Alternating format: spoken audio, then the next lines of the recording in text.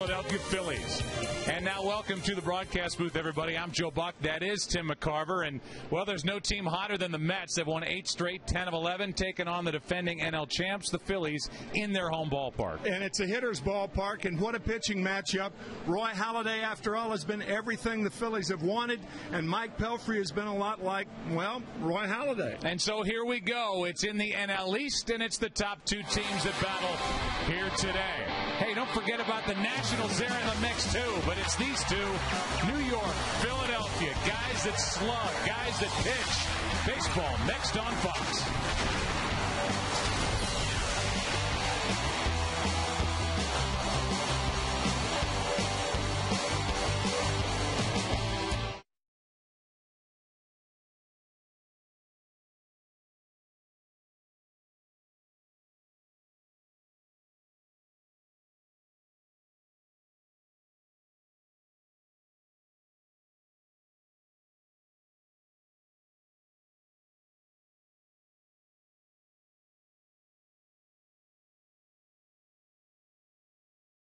The Canadian crusher, Bay, left field. Hitting 5th, David, my best friend in this situation, right, 3rd base. We like Ike Davis playing 1st base. Jeff, Frenchie Francoeur hitting 7th and right field. Henry, the fountain of youth, Blanco, catching and pitching for the Mets. Mike, Big Buck Pelfrey, our pitcher. And let's go back to you, Joe, and we like the Metropolitans. All right, thank you, Alex. Well, gentlemen, welcome to the ball game. Well, Jeff, are you gonna? You got it.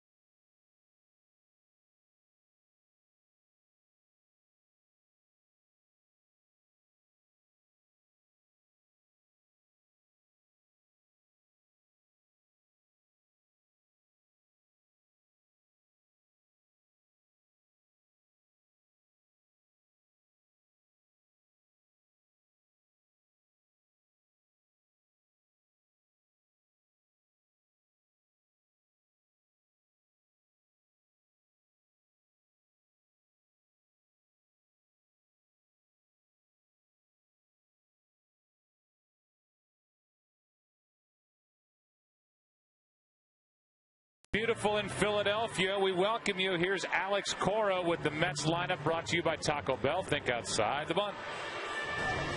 Hi, my name is Alex Cora, and this is Metropolitans lineup. Leading off, Angel the Crazy Horse Pagan playing center field. Hitting 2nd and playing 2nd, myself, Alex Cora from the U. Hitting 3rd, Jose, I'm not the leadoff guy, Reyes, playing shortstop. Hitting 4th, Jason, the Canadian crusher, Bay, left field. Hitting 5th, David, my best friend in this situation, right, 3rd base. We like Ike Davis playing 1st base. Jeff, Frenchie Francoeur hitting 7th and right field.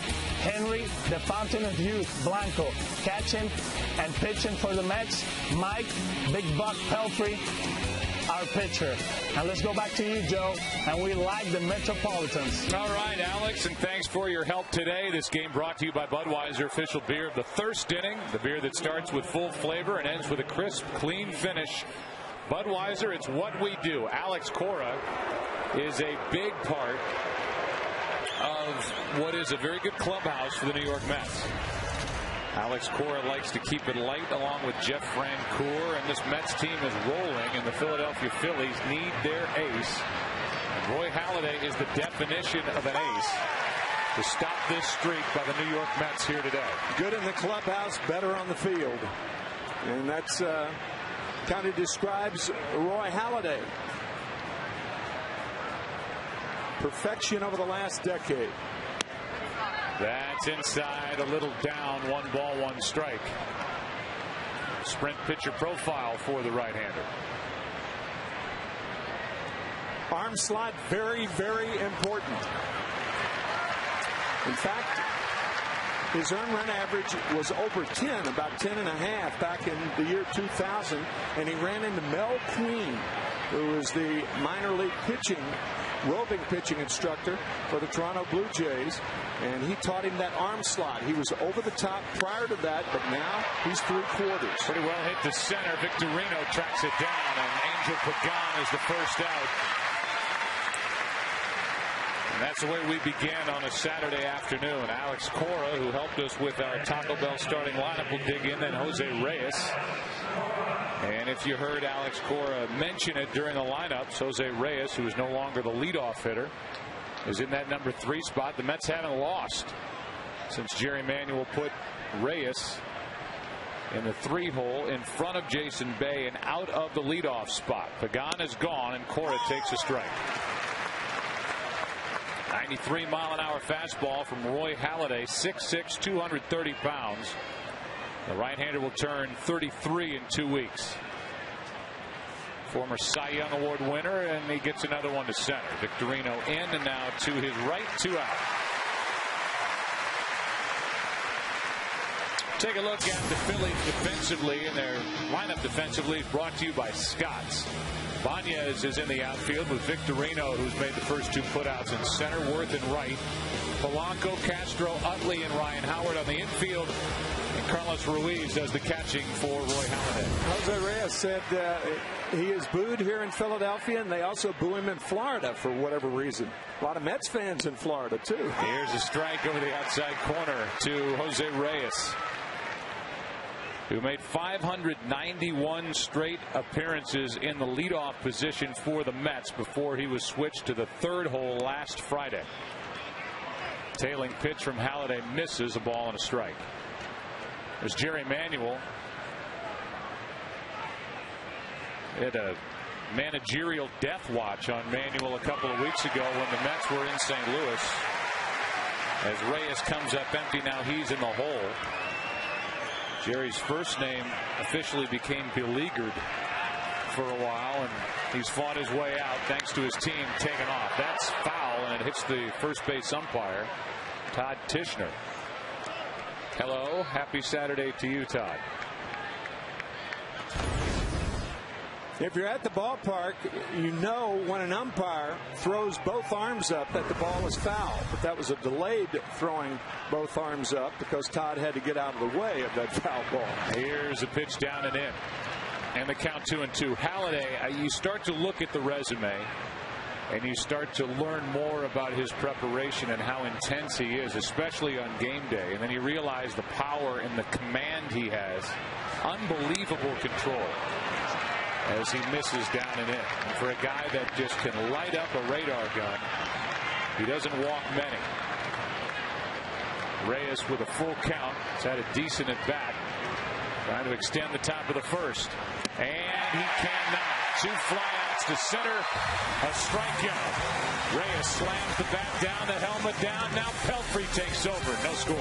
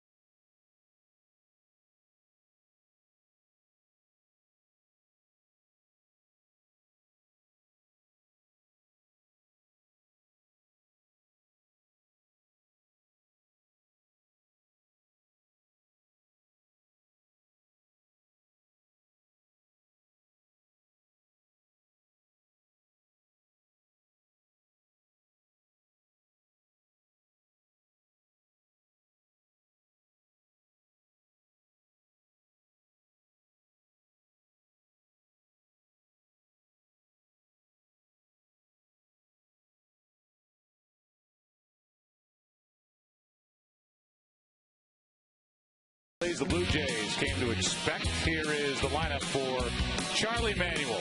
Brought to you by Taco Bell. Think outside the box. Victorino, Polanco, Utley in the middle.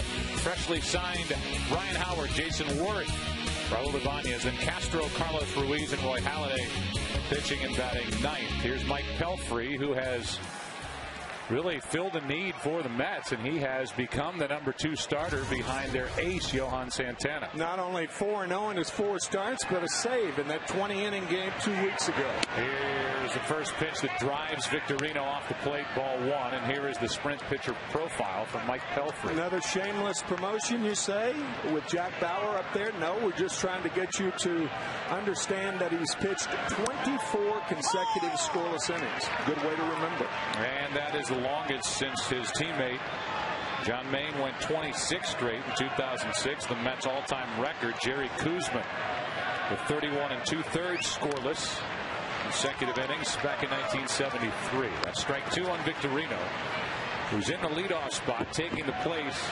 usually occupied by Jimmy Rollins, one of the best all-around players, let alone leadoff guys in the game.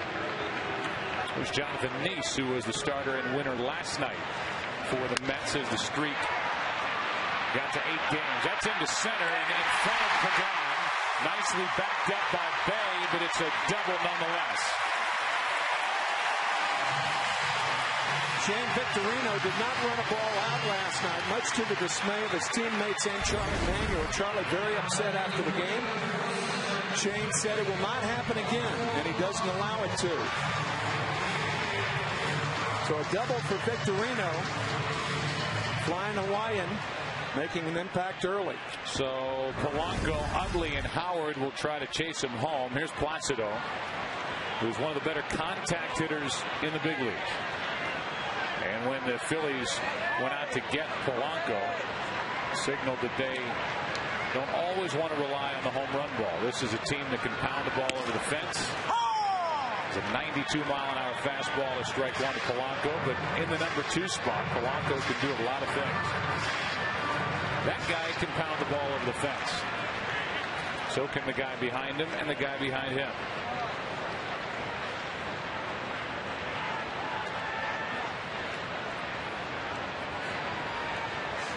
That's inside. The Mets start the day 14-9, which doesn't blow you away until you realize they started 4-8. They're 10-1 since. They've won 10 of 11. They beat the Phillies last night. Final of 9-1 as they pounded 4 home runs here in Philadelphia. That's the opposite way, slicing down the line, foul. The strike 2. Those other 2 points that we had on the pitcher profile were that Mike Pelfrey is pitching with a world of confidence. When your earned run average is .69, I should say you're pitching with confidence. And it's not quite a splitter. Dan Warthen explaining something that really Rich Doobie was talking about Roy Halladay, that it's about 8 or 9 miles an hour slower than normal fastballs. So he just takes a little off. They worked on it. That was it right there. Ground ball, hard hit to short. Reyes didn't even look at Victorino going to third, and the ground out by Polanco with good base running gets the runner over. You see that downward movement right there, and Polanco hits the ball. That's good base running by Victorino. The rule of thumb, if you're the runner on at second base, if the ball's at you or to your left, you go to third. If it's to your right, you hold up. Here's Utley. Last 14 games against Met pitching, he's hitting .367. With 6 homers and 12 RBIs. This is a Philly team, as we went through what the Mets have done, they're 12-10. Lost 7 of 11, and they're now a game and a half behind the Mets in the NL East, while Washington is a game back off to their best start. First pitch of ball to Utley. And on the infield, playing Utley to pull with Reyes just about right up the middle.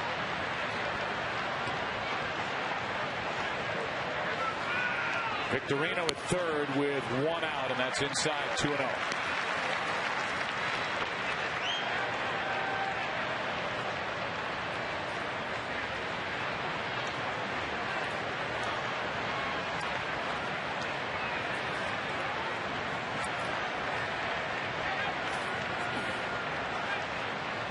Phillies trying to strike first. Utley, a comebacker.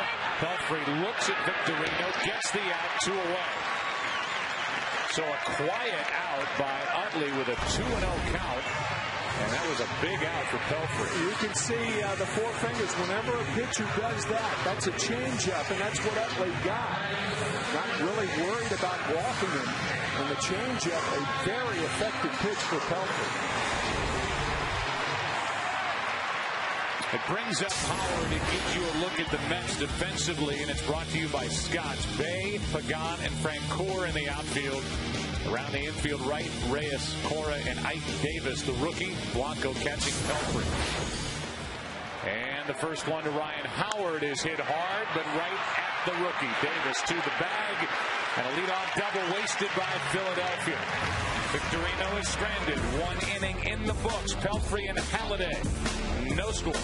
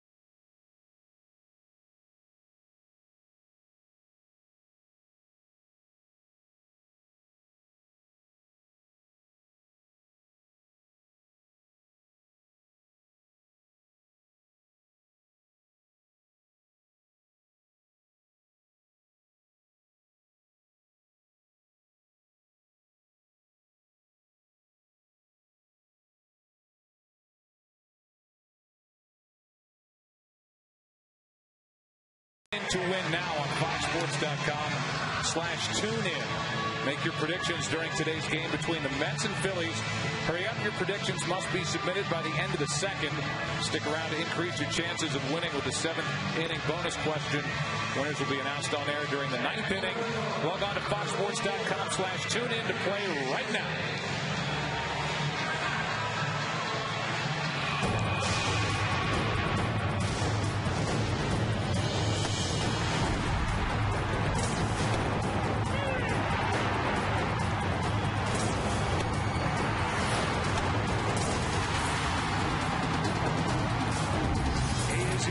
Build around, and the Philadelphia Phillies made the deal mid-December to get him from the Toronto Blue Jays. They tried a couple of times to get him last year. Came up empty, ended up with Cliff Lee. But now they have him, and he has thrown a first pitch strike to each of the first 4 batters in this game. That's inside, a ball and a strike. Roy wearing number 32 with the Toronto Blue Jays. You may be wondering why he's number 34 now. Well, number 32 is taken. Good left-hander Steve Carlton with 329 career wins.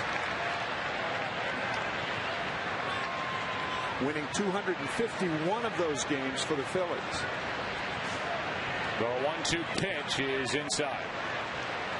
So 2-2, 94-mile-an-hour fastball. Better fastball than Halladay had his last time out, when he allowed 5 runs on 10 hits in his first loss as a Philly to San Francisco, and now he gets up a hit. Jason Bay is starting to heat up, and Bay is on to start the second for New York.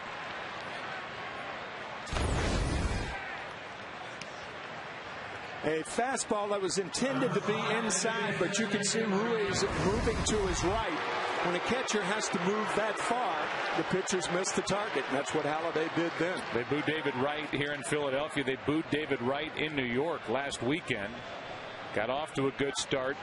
He went through a down stretch, swinging the bat. Last night went deep. And he is bailing on a breaking pitch from Halladay, strike one. Well, usually you get a knee buckler like this with 2 strikes, but the first pitch in there to David. Here's an 0-1. Fastball, foul ball off the end of the bat. So into last night's second inning, a man on. 2-run shot off Kyle Kendrick.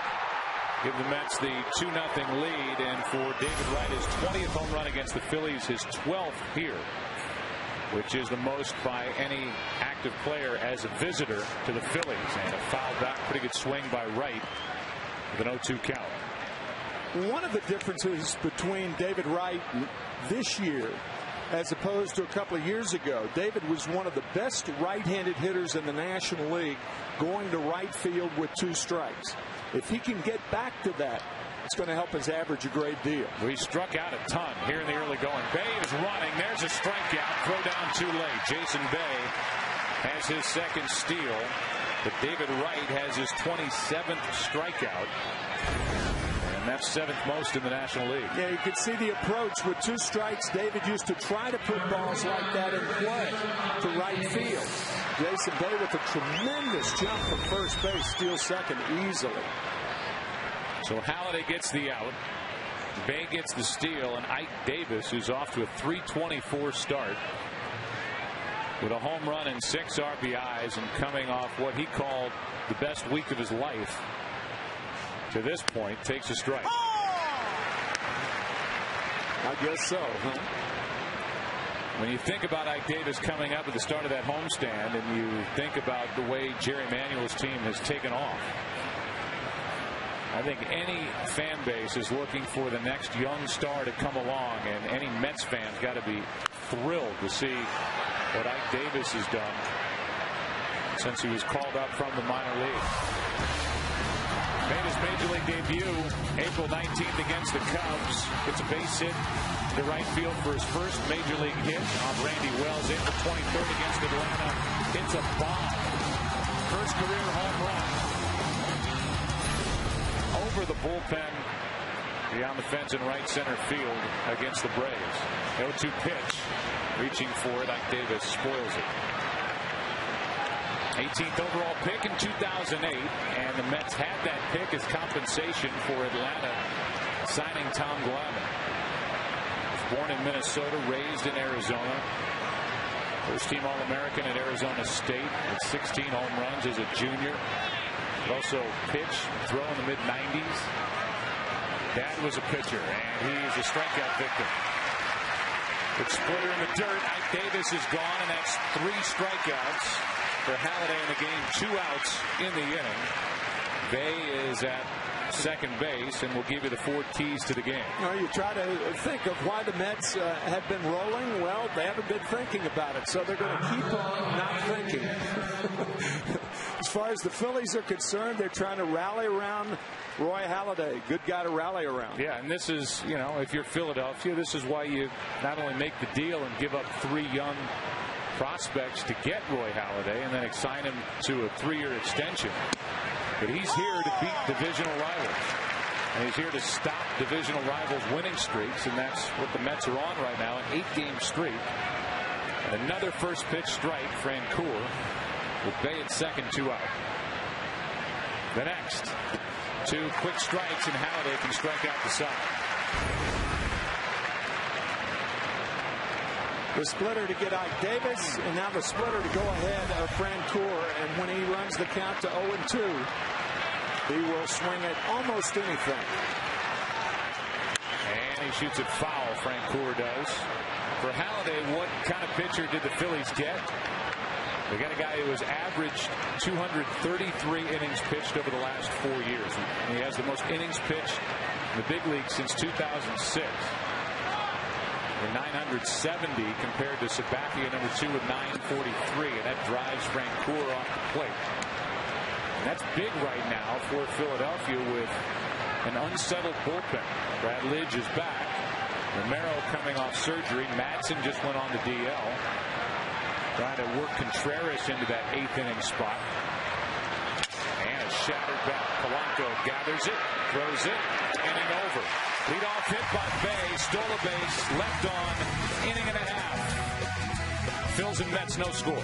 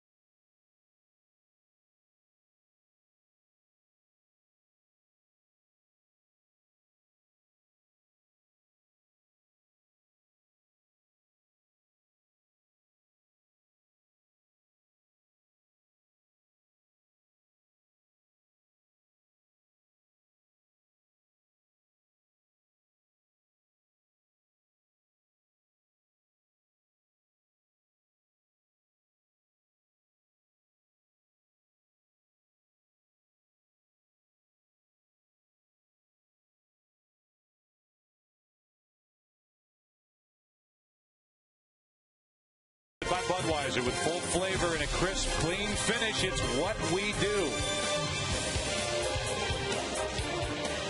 We go to the bottom of the second. Phillies will bat with Worth, Ibanez, and Castro if anybody gets on Ruiz. Against Mike Pelfrey, who is coming off a fantastic April. The calendar is turned, young man, and we'll see how May begins for the right-hander. He has got his hands full today with not just the Phillies, but his counterpart, Roy Halladay. Here's Worth. What's Worth on the open market? Strike one. Free agent to be. And a guy with a ton of raw power. He can run. He's got a good arm. He's a good outfielder. Can play any of the three outfield positions. There's not a team in baseball that wouldn't want him. As Pelfrey gets the ball by him, Ken Rosenthal is with us. And after this next pitch, we'll go down to the man who tried to wear his son's pants to the game today. We'll explain. 0-2 pitch. That's outside. Kenny, where do you think Worth is going to end up? Do they have enough money around here? There they are. Do they have enough money around here to keep him in this organization? Joe, first of all, you're going to have to let me explain that in a minute. But with Jason Worth, they probably don't have enough money. They already have $130 million committed for next season. He's a free agent, and yet they need him badly. He's their right-handed presence in the middle of the order. They don't have another right-handed slugger. So, you ask what he was worth. Start with Jason Bay's contract with the Mets. 4 years, $66 million. Okay. Now, we're going to keep this microphone open and the dialogue going because I want to leave that hanging out there. It's kind of a weird way to bring you into the broadcast. It's a 1-2 pitch on its way to Worth leading off, and Pelfrey's got good velocity here today. Okay, Ken, what happened? All right, Joe, here's what happened. I unpacked my bag this morning, take out my dress pants, try to put them on, and they were a tad small. Turns out they were my 18-year-old son's dress pants, not my own, so I'm wearing my casual stuff today. But looked fantastic, sporty. I don't know about that, but 1-2 pitch is grounded to short. Reyes scoops it up, throws across, one away. And that's the way the second inning begins here in Philadelphia. I've been guilty of taking two right shoes as my only pair of shoes on a road trip. Really? That's what happens when you pack in the dark. I felt like Eugene Levy with 2 left feet in Best in Show. Only I had 2 right feet. I have so many things that are running through my mind right now, but I'm just not. I don't feel it right now. Ibanez digs his way in. Yeah, just save it. I'm going to throw it away. Just strike over the outside corner. Pelfrey looks like he's got his good stuff here this afternoon. Ibanez hitting .221, 1 home run, and since that sports hernia last year, his production has really dropped off. Fastball misses, a ball and a strike. Made his first All-Star team last year at the age of 37.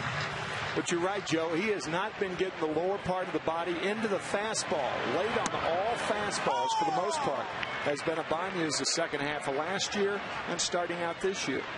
A good movement to that fastball from Pelfrey. Jump back over the inside corner and now 1-2 count. Castro next. He's the replacement for Rollins, and Ibanez fouls it straight back.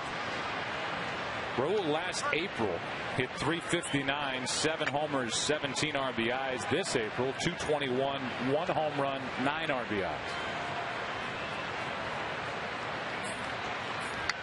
Set up at 1-2. Pelfrey doesn't have a strikeout as he misses low 2-2.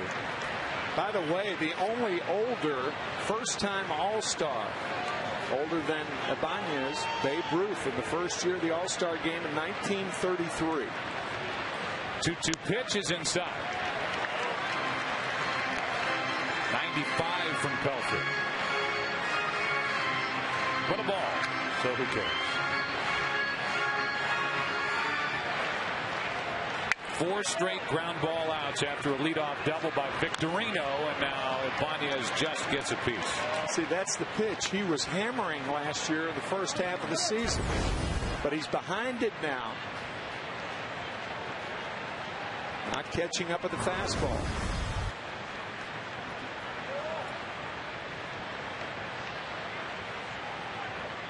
On 3-2 again, Ibanez gets a piece. 87 miles per hour on that pitch. And with 1 out and nobody on, the at-bat continues. This Mets team, they've been pitching pretty good defense here at the start of the year. That's why they're in first place in the NL East with a team average of .242. That's only 13th best in the NL. Ibanez grounds to first, foul. At the same time, the Mets starters have had a minuscule earned run average the last 2 weeks, and Jared Manuel just loves it. Over the last 15 games, the Mets starters have had an earned run average of 1.57. Out of nowhere. I mean, they have surprised everybody in baseball thus far. 3-2 pitch with 1 out is hit hard and caught by Cora. To his left, 2 out. A little exhale from Alex as that ball was a rocket. For exclusive information, analysis, and breaking news, you can follow us on Twitter. That would be Twitter, Facebook, and MySpace. Log on to twitter.com/MLB on Fox, Facebook.com/Fox Sports, or MySpace.com/Fox Sports. Twitter would be Twitter twice. It would. 2 out, nobody on, a pitch is high. Ball 1. We've already given 2 nuggets, golden nuggets, to throw out there via the World Wide Web on Twitter. That's high again. It's 2-0. And my little comment was that this is really an unexpected, great matchup here on the 1st of May between the hottest team in baseball and the new ace here in Philadelphia, Roy Halladay. A strike to Castro, 2-1.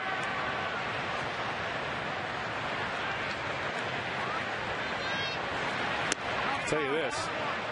We've talked a lot about Halladay. That's kind of a given. I'm more impressed with Pelfrey here in the early going. No question, even though he was 4-0 on May 7th, beating the Phillies last year. But he's just pitching with a world of confidence right now. They say as he issues a 2-out walk. The Castro hitting .280. And the second inning continues for Carlos Ruiz.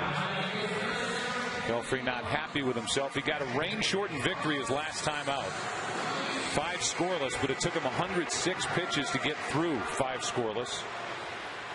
Walked 5, not 5 hits, but a 1-0 win over Atlanta in a game that was called in the top of the 6th inning due to rain.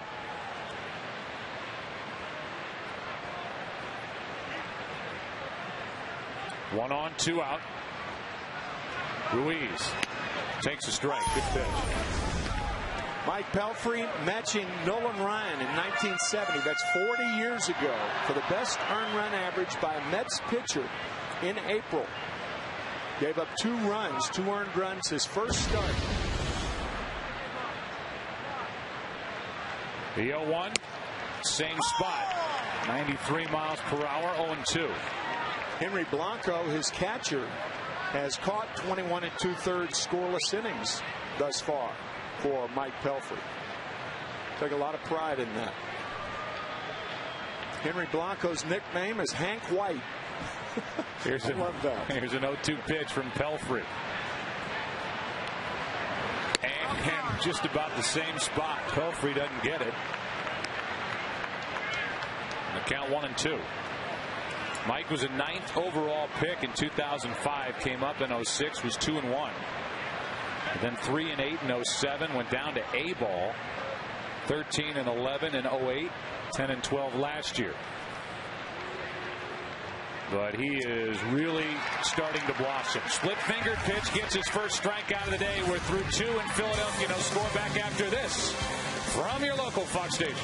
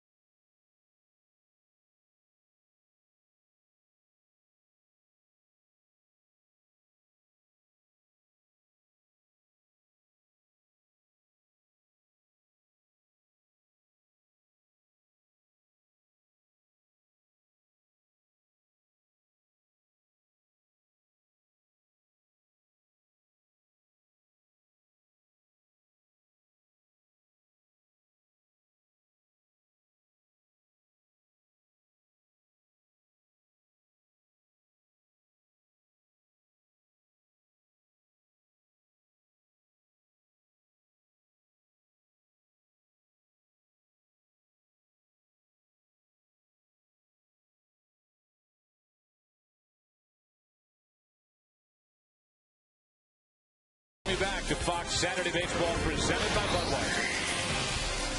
They help bring you baseball on a Saturday on your television on the Fox network, and Henry Blanco is first up for the Mets with Mike Pelfrey and then Angel Pagan to follow. First pitch is fouled off to the right by Blanco, who's hitting .211, and now it's 8 of 8. Look at that. First pitch strikes. His command is fantastic. Extraordinary.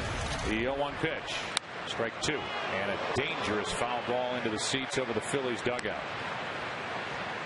Back in 2003, Halladay struck out over 200 batters and issued fewer walks than starts. The only other pitcher to do that in the history of the American League was Cy Young. Wow. So you get it all, and a guy that likes to finish what he starts. The 1-2 and a tap foul. You hear that term often in baseball. He's a throwback. If there's anybody who's a throwback to the days of yore, when guys who started games finished games, it's Roy Halladay. 51 complete games in his career. By far the most in the major league. Yeah, and he came into this season, Tim, since 2002. You see all of the rankings, and the first in complete games, more than 10 American League teams. Here's a shot into the corner as Blanco reached for it, drops it in, and Henry Blanco will cruise into second with a double. So a good start to this third inning for the Mets, winners of 8 straight. A leadoff double by Henry Blanco. He's in there to catch Pelfrey, and now he chips in with a leadoff double. Yeah, it was a little slider hit off the end of the bat by Blanco. They'll look for Pelfrey to bunt. That's pretty clear in this situation. And it's not exactly an easy task to get Blanco over to third. It's going to have to be a good bunt. Good point. Especially with a left-handed throwing Ryan Howard, who's moving a lot better defensively than he did earlier in his career. Strike one. He's worked hard with Sam Perlazzo, infield coach, third base coach for the Phillies. Howard has.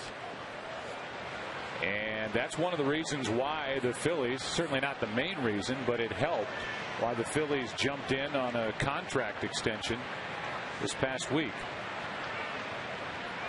The 0-1. And that's off the plate. That'll work. Ruiz out behind, from behind the plate to get the out. And over to third goes Blanco. One away. Carlos Ruiz properly waving off Halladay, saying, Roy, I'll handle this, but a successful sacrifice by Pelfrey. And now the Mets with a runner on at third base, but I believe the Phillies will play the infield at least halfway in. You don't have to play all the way in a situation like this. Reason you do not have speed on at third base. And even if a ball is hit sharply to any infielder, anybody, even if the middle is back, there might be a chance to get Blanco. It's up to Pagan now with a runner at third, one out, and that misses for ball one. So Halladay misses on the first pitch here with Pagan, who flied to center his first time up. The same type ball would give the Mets the lead.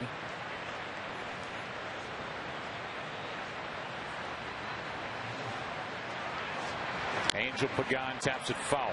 Hit him while he was in the batter's box. 1 ball, 1 strike.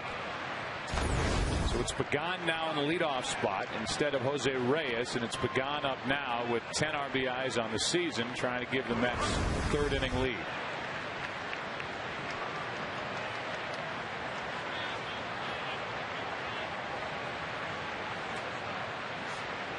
Mets are playing only their 8th game on the road this season. Pagan lines one to Utley, 2 out. So Halladay gets the out he needs, and now it takes a hit from Alex Cora.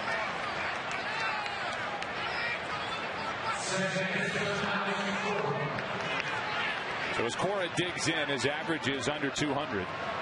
Talked earlier that he is a part of what's being regarded as a good mix in the Mets clubhouse. It certainly hasn't been like that over the past handful of years, but it's a good group of guys, and they seem to get along well and enjoy pushing one another, as the first pitch is a strike from Halladay. Read quotes and talk to players about that 20-inning game that you witnessed in St. Louis a couple of Saturdays ago, and something clicked that day and night. There's another strike, and it's 0-2. Dan Warden, the pitching coach, echoing that remark, as did Howard Johnson, the hitting coach. So Halladay ahead of Cora. He has struck out 3. Cora slaps at it and gets a piece.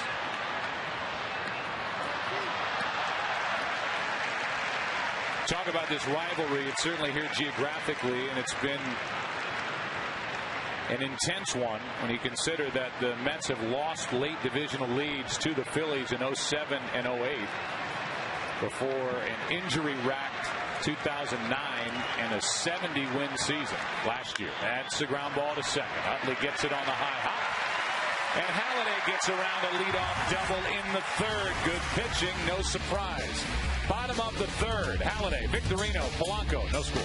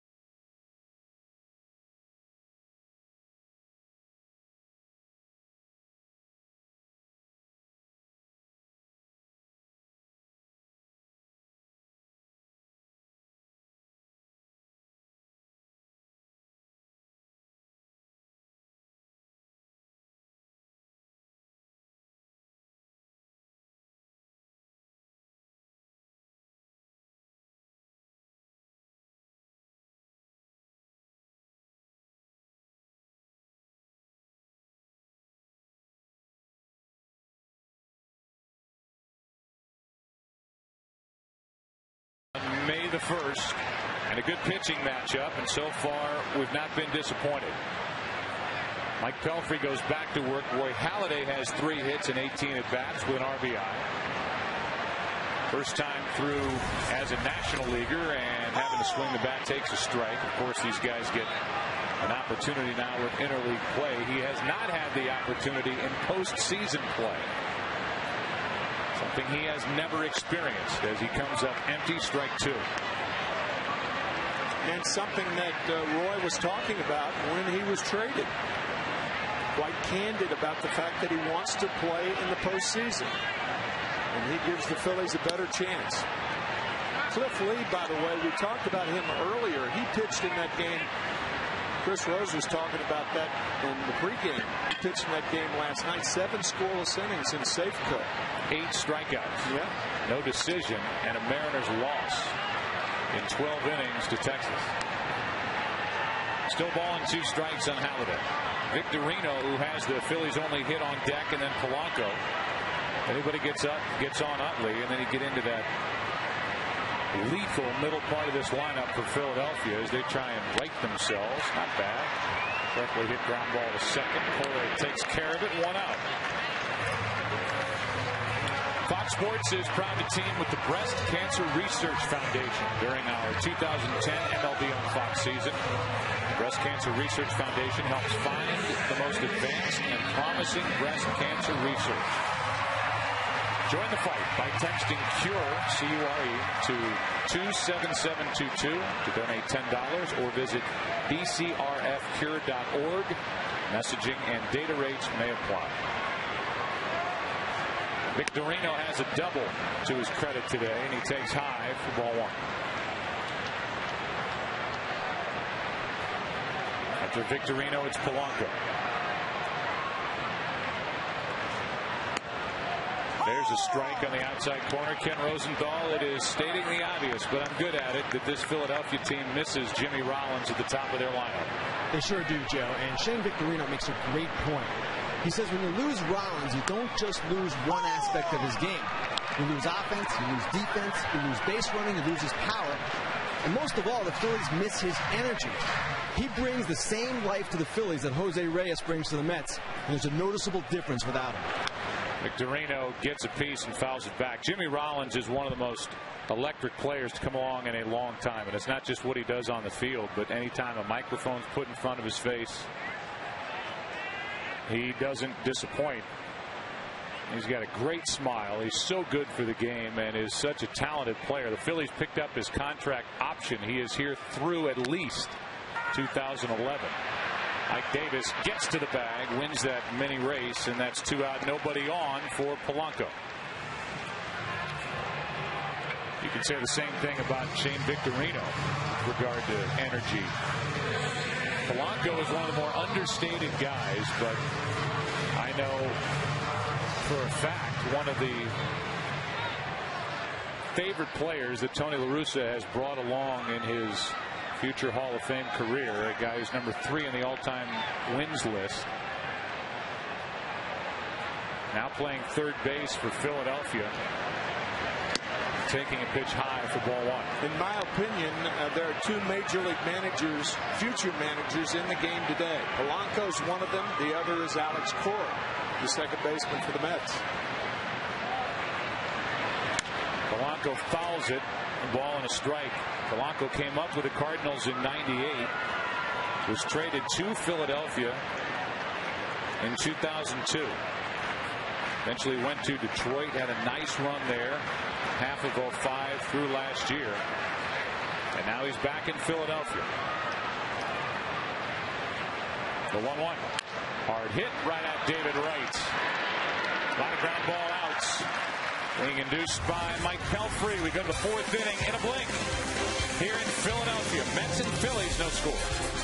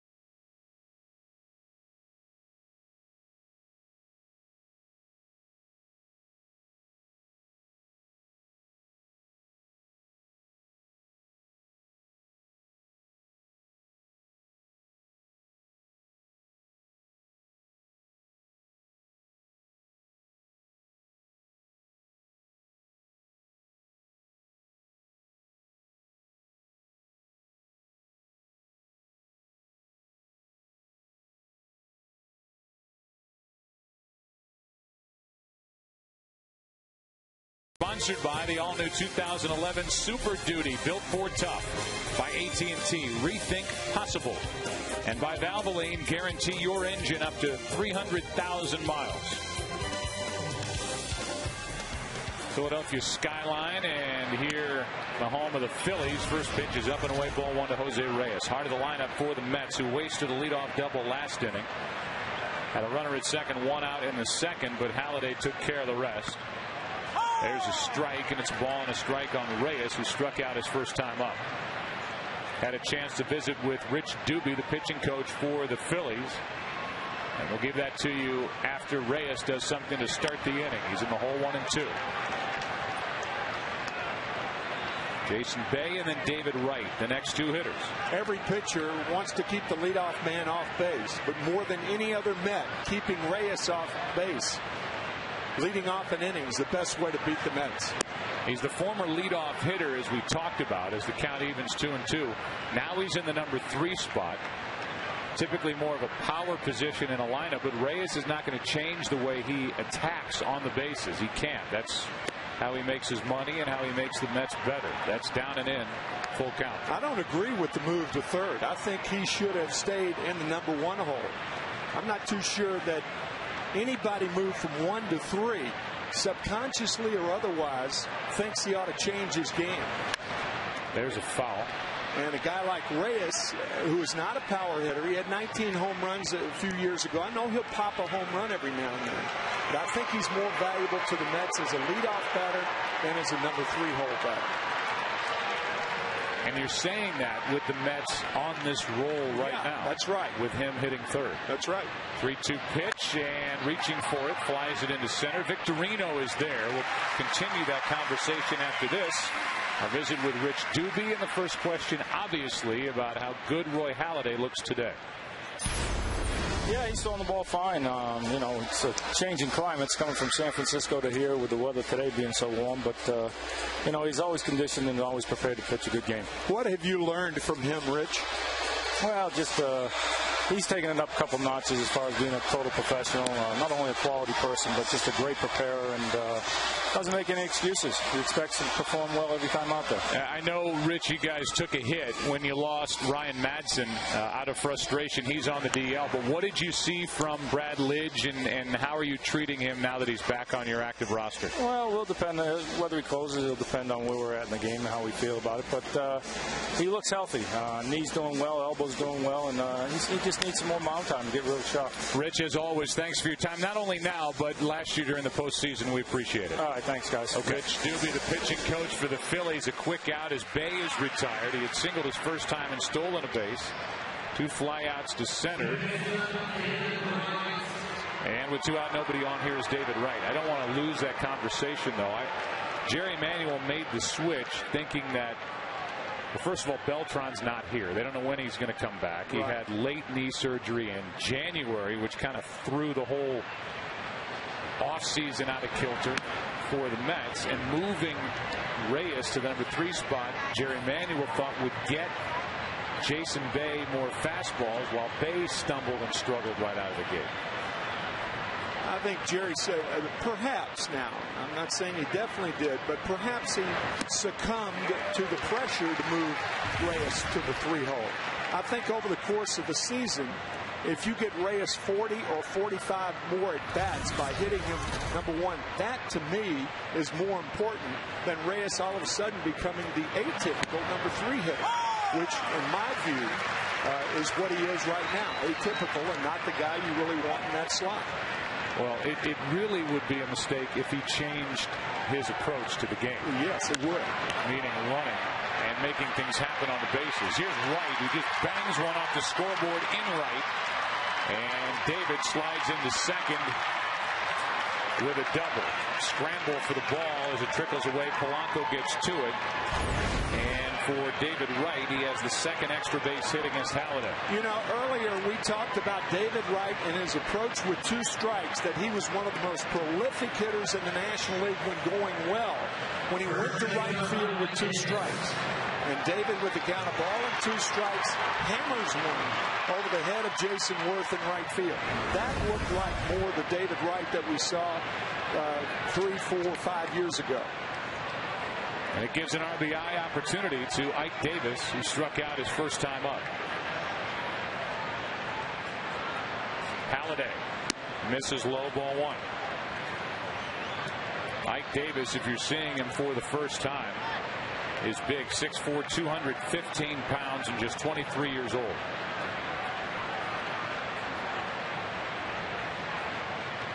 Waits for a 1-0. On the outside corner, ball and a strike. Mets started the season with Daniel Murphy on the disabled list. They started the season with Mike Jacobs as their first baseman. They have since dropped him. And Ike Davis is the fresh blood on the team and has really mixed in well. That's low, 2-1. So it's the grizzled veteran against the rookie, as the Mets try and strike first here in the fourth inning.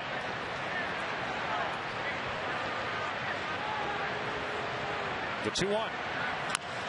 That's foul. 2-2.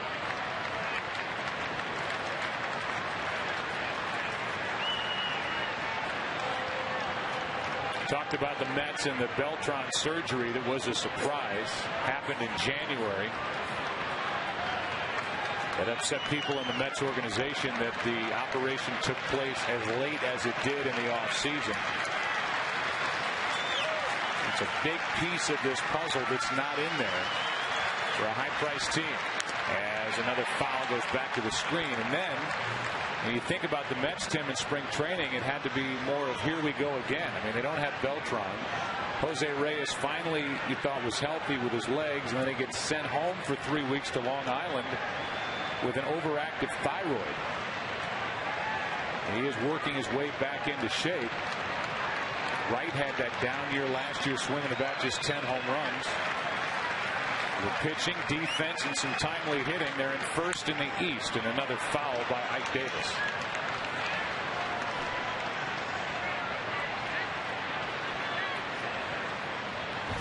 Well, Halladay having to work to get this final out in the top of the fourth. For the Phillies, in the bottom of the inning, it'll be Utley, Howard, and Worth.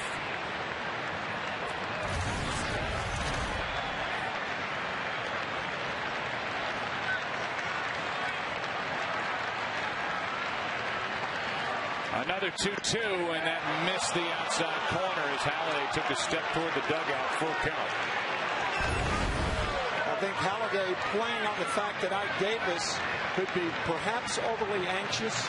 That's a backdoor breaking ball, a slider meant to go outside. You could see Ruiz setting up out there, but Davis was not biting.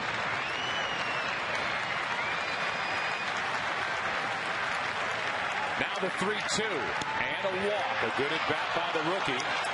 Laid off that pitch, was not too anxious, and it's 2 on with 2 out for Francoeur. First walk by Halladay in just his 4th in a Philly uniform as he makes his 6th start. MLB and People magazine are looking for individuals who make a difference in their community. 30 everyday All-Stars will be honored at the 2010 All-Star Game in Anaheim. To nominate, go to peopleallstars.com. People in your community who make a difference. Peopleallstars.com. 2 on, 2 out. Here's Francoeur. And a ball inside. Francoeur grounded out to third his first time up. He's hit 4 home runs. He went deep last night. He has 13 RBIs. He's been a very productive outfielder since coming to the Mets last July. That's outside. 2-0. Traded to the Mets from Atlanta. 54 RBIs as a right fielder. That's the 3rd best total in the National League. Jason Worth of the Phillies with 1 more in that time frame, and Andre Ethier with plenty more, 67 during that time frame. The lead NL right fielders producing runs. That's low, and it's 3-0. So as opposed to the first 3 innings, Halladay's been behind hitters here in the 4th. And he's behind Francoeur 3-0. Does he take a rip on 3-0? Taking 3-1.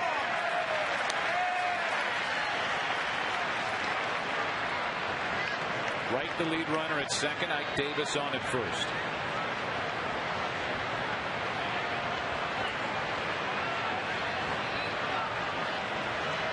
Halladay's 3-1. Rip to second and gobbled up by Utley. Good play for the out. Hard hit, 1 hop right out. Chase Utley, who will lead it off in the bottom of the 4th. Mets and Phillies, no score.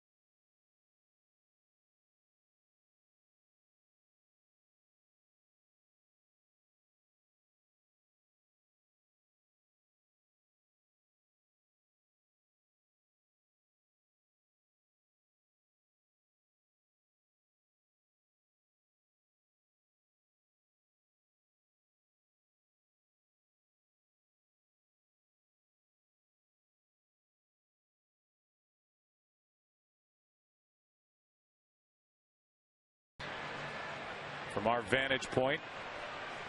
The camera stylings of Al Friedman. I like that term, camera stylings. Well, I mean, there are artists. Yeah. There are artistes. Yes. And Al Friedman is an artiste operating the camera. First up is Chase Utley, heart of the order for the Phillies against Mike Pelfrey. We just chatted with Jerry Manuel, the manager of the Mets, and we'll give that to you after a second. Utley takes a strike. Ryan Howard will follow Utley, then Jason Worth.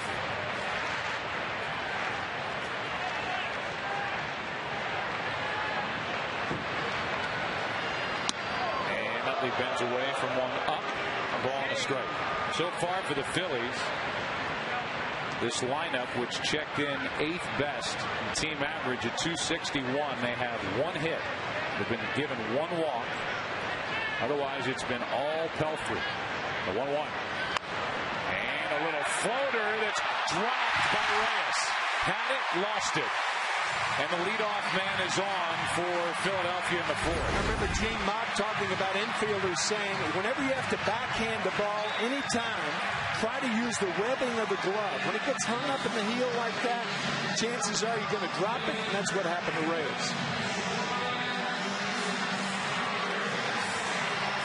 Looked like the old thumb and then into the heel of the glove and out. Reyes frustrated. It's a base hit, just the second for the Phillies. And now Ryan Howard was awarded a 5-year, $125 million contract extension on Monday.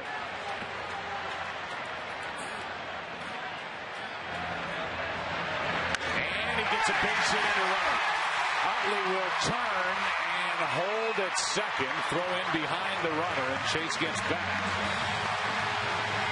A loud single to right. 2 on with nobody out. No way to challenge the arm of Frank Coor in right field. 73 assists over the last 5 years, the most in the National League. Too good an arm. Here's our visit with Jerry Manuel of the Mets, and the first question was about how well Mike Pelfrey is pitching coming into this 4th. Yeah, he's been matching him, and this is a tremendous pitching duel we're seeing here today, and our guys kind of matching him pitch for pitch. Since you've been with the Mets, has your group ever been a more confident bunch when they take the field as they did here today in Philadelphia? Well, I thought my first year right before the All-Star break, I thought we were playing real good baseball at that point, but at that time it was really dominant pitching that we were getting. Here we're getting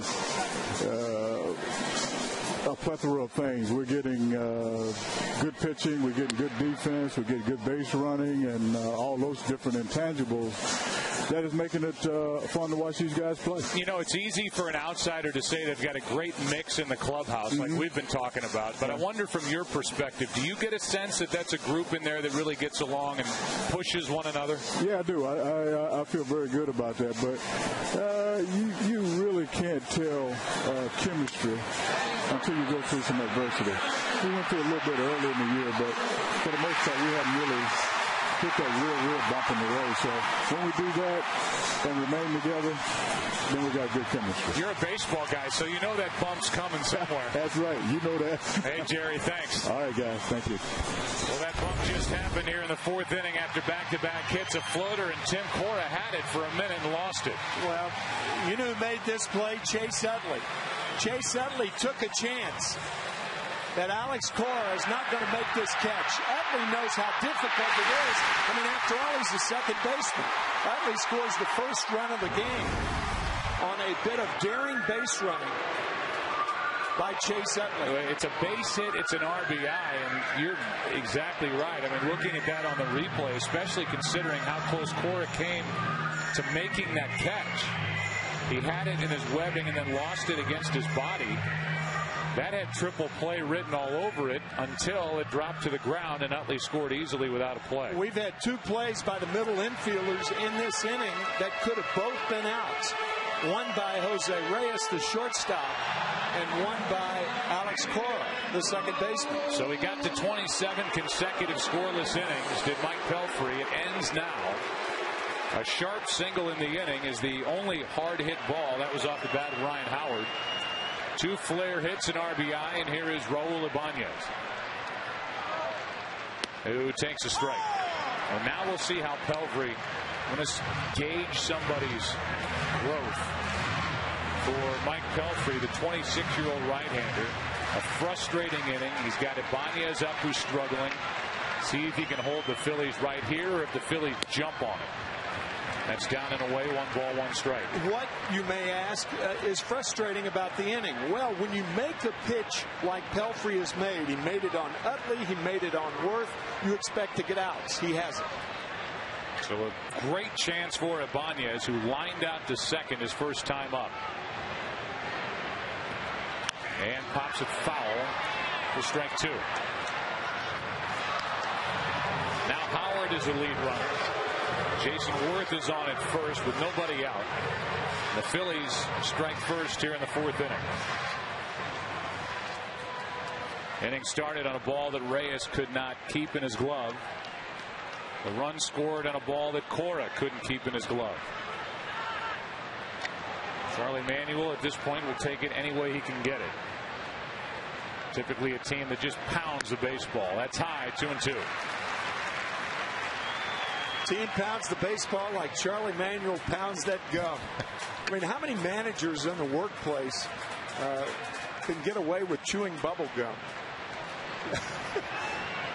That is intense concentration. He's punishing. He really is. Here's a 2-2 pitch with 2 on and nobody out. Ibanez took a ball. And a full count. This is the 50th consecutive sellout here at this beautiful stadium in Philadelphia. It's a great sports complex in this area. 3-2 pitch. Ibanez rips it foul. E10.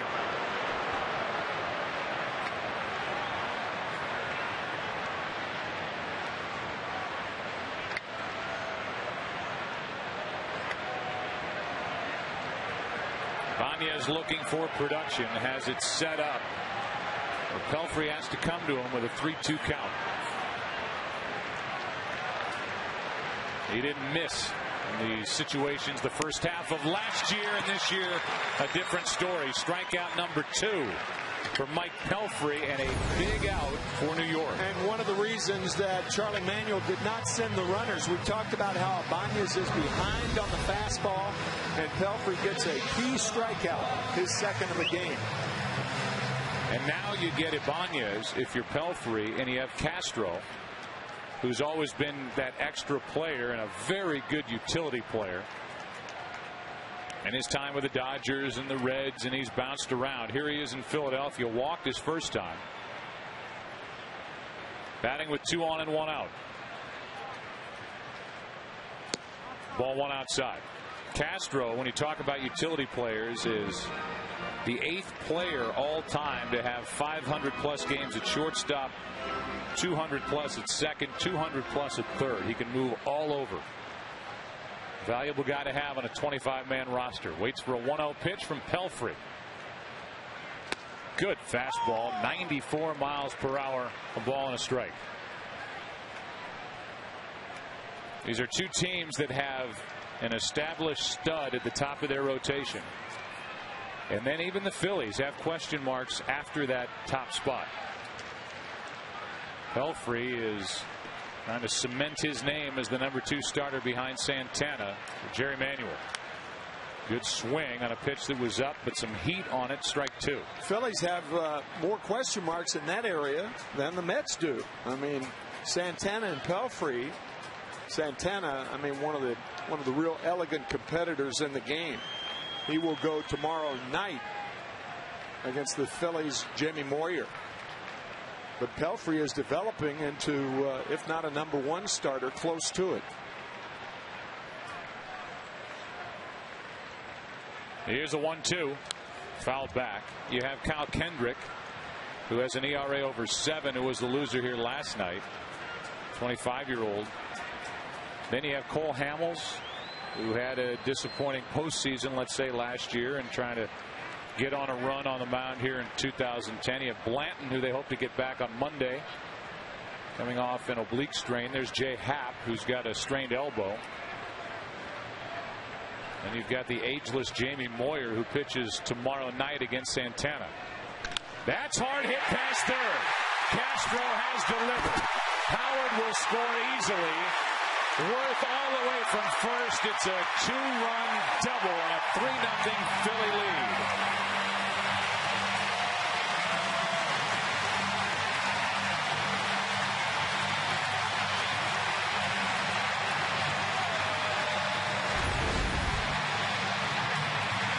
Some pitches are made, they're mistakes by location. Gene Mock used to call those fastballs a cookie, and that's what Castro got. He got a big fat cookie, chocolate chip, to drive it too. And it came on a 1-2 pitch. I guess in Philadelphia that'd be a tasty cake, right? With the runner at second, 1 out. Here is the number 8 man Ruiz with a 3-0 Philadelphia lead for Roy Halladay. And foul tip caught Blanco. Ruiz struck out his first time. And the hill to climb for the Mets just got a lot steeper. Big hit by Juan Castro. For the Phillies, trying to even this series after 2 games with a night game tomorrow. Santana and Moyer, that's the ball. 1-1. So Castro filling in defensively for Jimmy Rollins, hitting in the number 7 spot. Delivers. And the 1-1 pitch to Ruiz. From Pelfrey. Right back up the middle. Base hit. Here comes Castro. Here's the throw from Pagan. They have a shot. Castro out. Good throw by Pagan. Accurate right to the plate. And out number 2 in the inning. And poor base running by Ruiz. You've got to be on second base in scoring position after this throw is made. Castro is not a fast runner. Pagan makes the throw and falls down after it.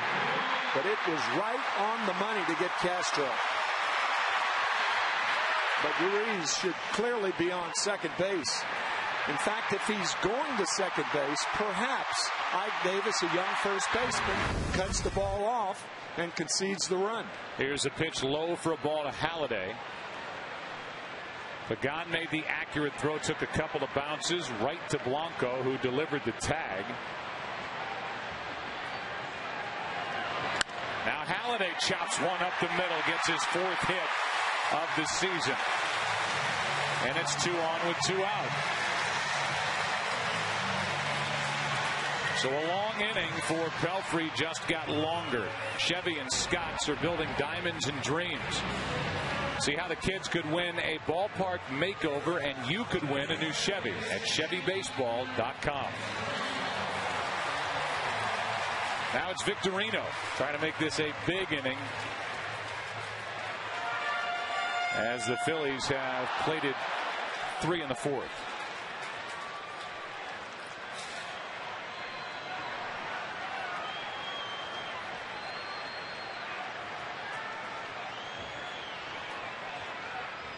Good pitch down and in. Victorino over the top of it.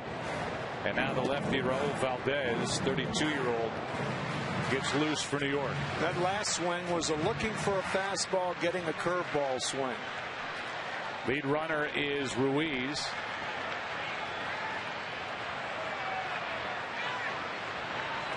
That's a fastball inside. By not taking second on that throw to the plate, they've taken a run off the board for Philadelphia on that hit by Halladay. That's right. Instead, Ruiz just gets to second, and now it takes more. This time it's up to Victorino. Trying to drill the inside part of the plate and beyond against Victorino. Ball 2, 2-1.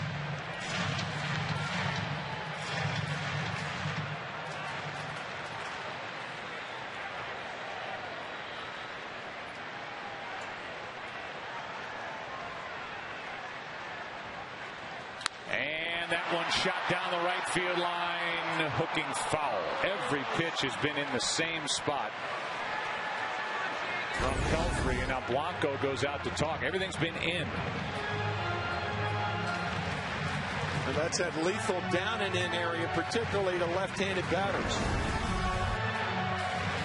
Of all the positions to right-handers or left-handers, that down and in to a left-handed batter seems to be the most damaging area of any of them. They're tying a season high with their 6 hits in the inning. Here comes a 2-2 pitch. The 2 on, 2 out. High fly ball into right. Back at the wall. It's a 3-run shot for Victorino. And a 6-0 Philadelphia lead.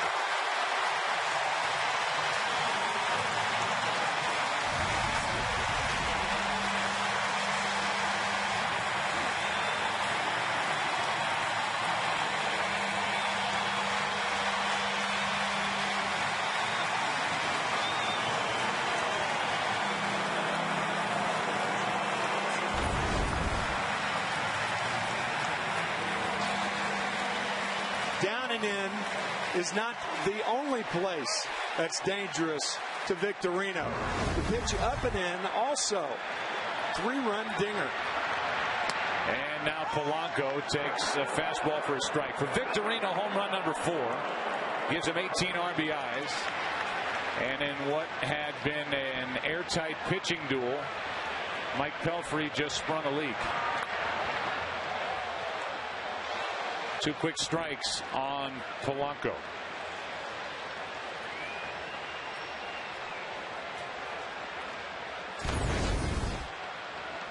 Here's the pitch before the home run ball. Down and in. It was ripped foul. And then up and tailing back from the inside part over the heart of the plate. And Victorino smothered it.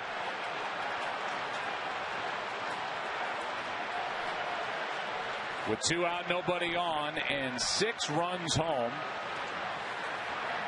Polanco grounds to short.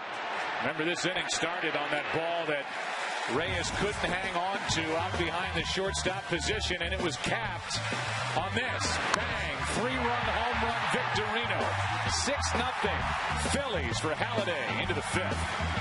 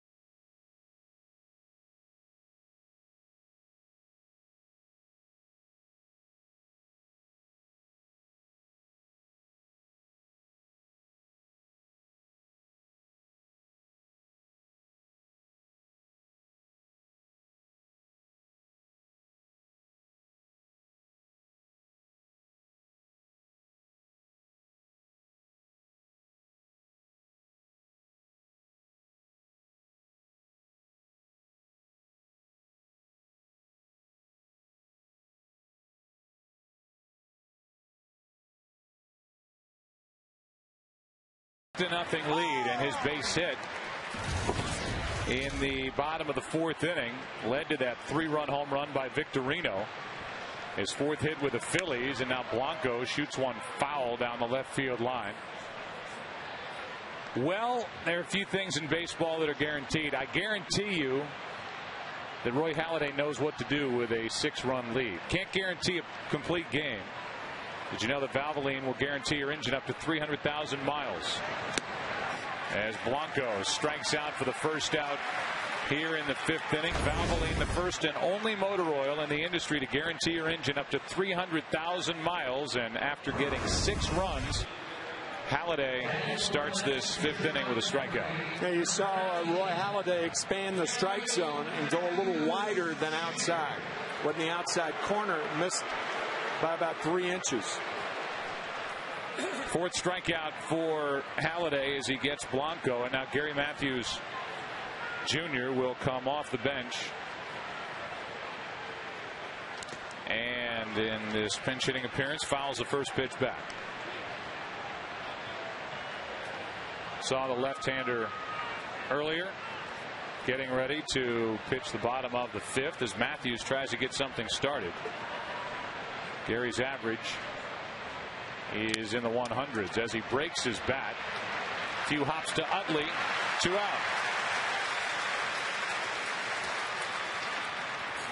And so Angel Pagan will bat with the bases empty, 2 away. Tonight, NASCAR on Fox will bring you Sprint Cup Series racing. As Kyle Busch tries to defend his title and take home the checkered flag for the 2nd straight year. Coverage of Sprint Cup Series racing at the Richmond International Raceway begins tonight at 7 Eastern, 4 Pacific in high def here on Fox.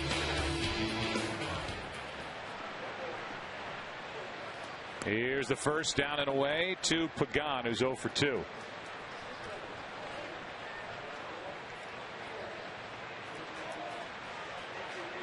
Pagan is flying to center, lined out to 2nd, and there's a strike, a ball and a strike from Halladay. It would be typical of Halladay to go back out and work a perfect and quick inning after his teammates just provided him with a 6-run cushion.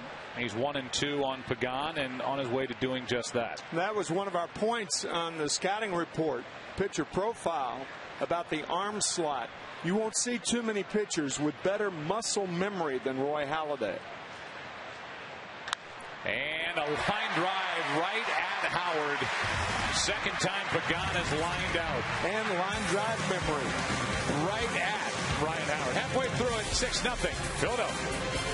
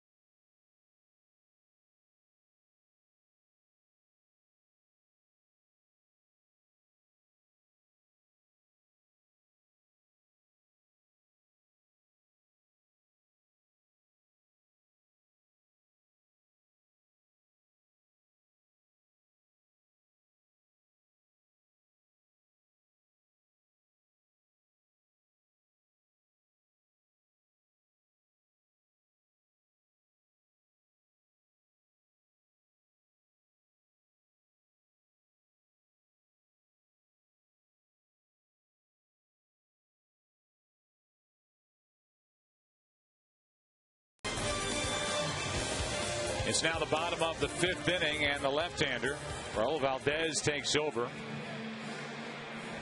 Part of this bullpen that features 3 left-handers for the Mets, and for the starting pitchers, the last 5 games, just under 28 innings pitched, 6 earned runs.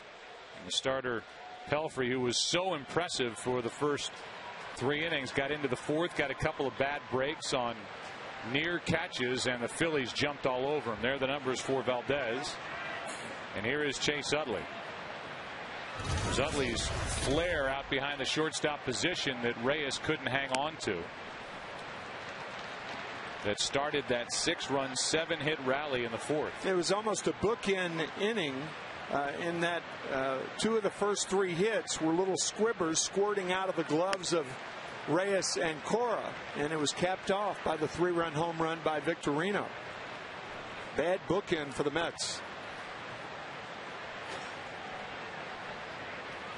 Valdez getting his first chance at big league hitters here this season. That ball's off the top of the wall, just a rocket off the bat of Utley, and it's a ringing leadoff double here in the 5th. So the Mets bring in the left-hander, and Utley rockets one off the wall. First thing I thought about when the ball hit right there, there is no Fox camera there this year. Well, it's a Saturday game. Oh, yeah, right. Not a World Series game. Right there. A-Rod, home run against the Phillies. And it hit the camera, and he was given a home run instead of a double. Seems like yesterday. Really? It seems like 4 years ago to me. And I'm sure Ed Gorin is enjoying you reliving that moment with a giggle in your voice. Our boss back at Fox. Hey, things happen. Come on. Roll with it. Here's Ryan Howard, who took a ball outside. I think it's really interesting what the Phillies did this past Monday when they locked up Ryan Howard. You know the reasons why. Statistically, he's as good as it gets. Locking Ryan Howard into a 5-year, $125 million deal. And while it, for the most part, was hailed as great news here in Philadelphia and praised by the media, it was criticized in other cities across baseball as Howard is tied up and in. I wonder where Ken Rosenthal weighs in on the deal that was signed by Howard, and those who criticize the deal say, why now when he was signed through the end of next year? That is the question. And the reason that's a question is because Howard would have been part of a very large class of prominent free agent first basemen after the 2011 season. Albert Pujols, Adrian Gonzalez, Prince Fielder, Lance Berkman. Now, when I asked Phillies GM Ruben Amaro Jr. about this, he said, hey, there was no guarantee that we would have signed any of those players. And the other thing is, we know Ryan Howard better than any of them. He has come up through our organization. We know his character. We know his work ethic. And that's why we did it. Howard rockets one straight up into the air into center. Pagan has plenty of room. Tagging is Utley at second, and he will cruise into third with 1 out as Ryan Howard just got under it. And so with all those first basemen at this point scheduled for free agency before the end of next year, who knows what deals will be done, if trades will be made, if the Cardinals get Albert Pujols locked up into a long-term contract extension. Who knows where Adrian Gonzalez will end this season? It certainly took a chunk of the money away when you think about somebody for Worth, although Howard was already on the books for roughly $20 million next year anyway.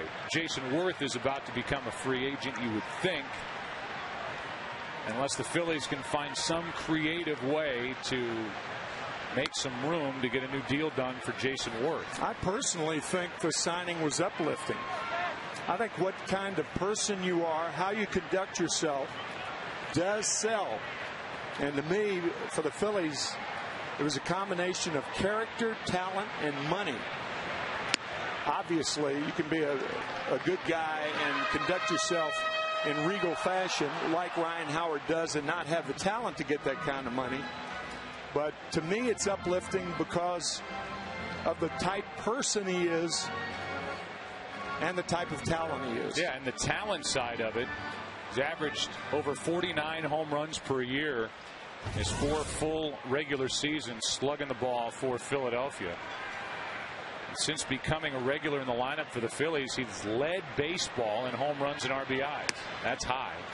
The count's 3-0 on Jason Worth, who looks nothing like the picture that's up on the scoreboard here in the ballpark. That doesn't look like the guy at the plate. No, it does not. 3-0 pitch is ball 4. You can say whether it was up, down, outside, inside. I can't. It's a 1-out walk, 1st and 3rd, 1 away, and a DirecTV game break as we take you to Johnny Damon batting for the Tigers, first year in a Detroit uniform, a game-winning home run in the bottom of the 9th inning. And it's a 3-2 Detroit Tigers victory over the Angels. The only way to watch every MLB game in HD with DirecTV. Call 1-800-DirecTV. And with that, Detroit's 15-10 and continuing to gain on the Minnesota Twins in the AL Central. Here's Ibanez, takes the ball. Raul struck out his last time up. He's 0 for 2. And his average is .214 as he takes a strike. I guess the only argument against the deal is you wonder if the supply will be so much that it will outweigh the demand with how many teams that can afford that type player. That's a valid point. Here's a shot into right. Ibanez delivers one into the corner. In to score is Utley. Worth will score easily. And it's 2 more runs for Philadelphia as Ibanez ends up at 3rd. 8-0 Phillies.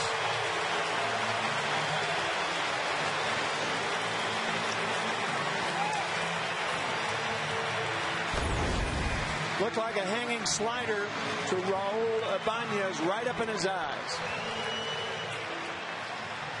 Chest high, and Ibanez get on top of it.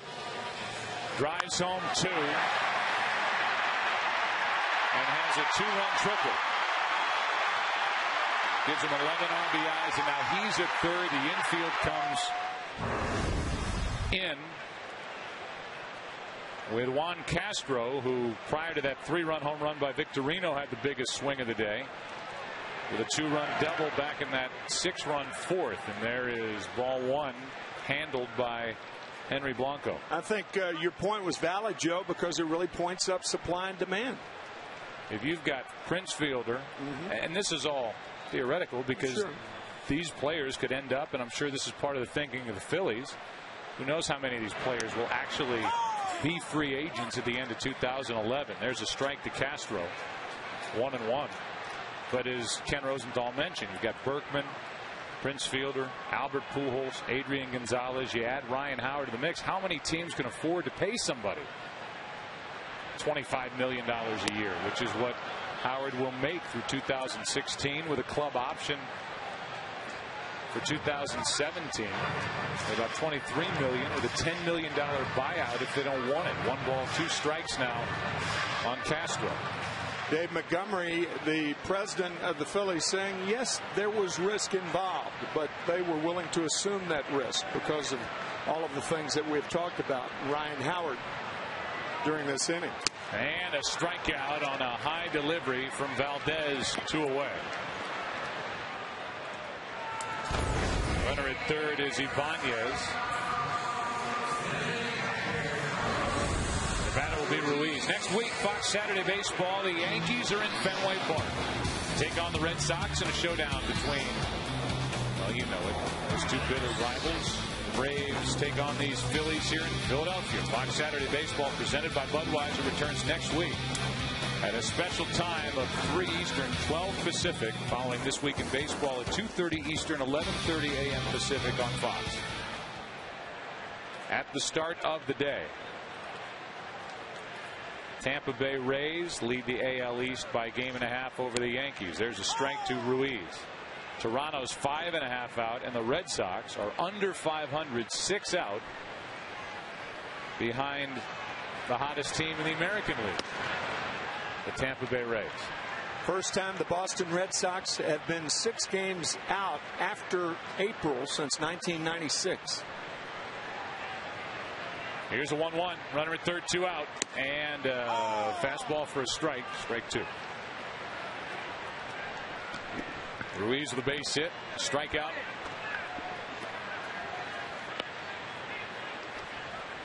Banez at third, 2 away. 1-2 pitch is outside.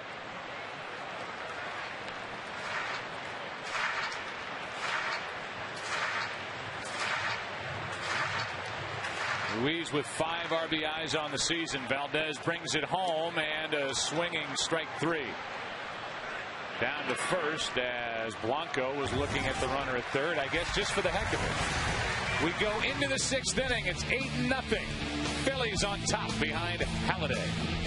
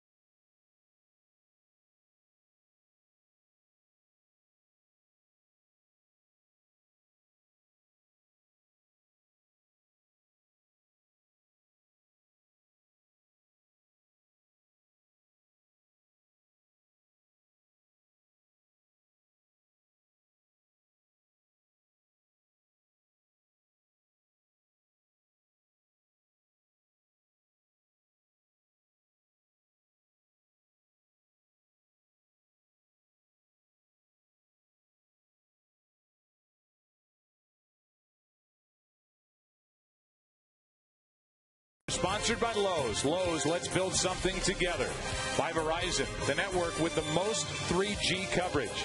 And by Chevy, every model is backed by a 5-year, 100,000-mile powertrain limited warranty. Our Verizon game summary is brought to you, oddly enough, by Verizon. For more information on today's game and the latest in Major League Baseball news, log on to foxsports.com, powered by MSN. The world's favorite sports site. Halladay has been as advertised. Pelfrey started that way. Got up to 27 consecutive scoreless innings before the floodgates opened in the bottom of the 4th. He could have had a better fate had a couple of balls been handled that were in the category of flares to middle infielders. But the Phillies certainly took advantage of the opportunities and have 8 runs on 10 hits. It's 1-2 now on Cora, who's 0 for 2.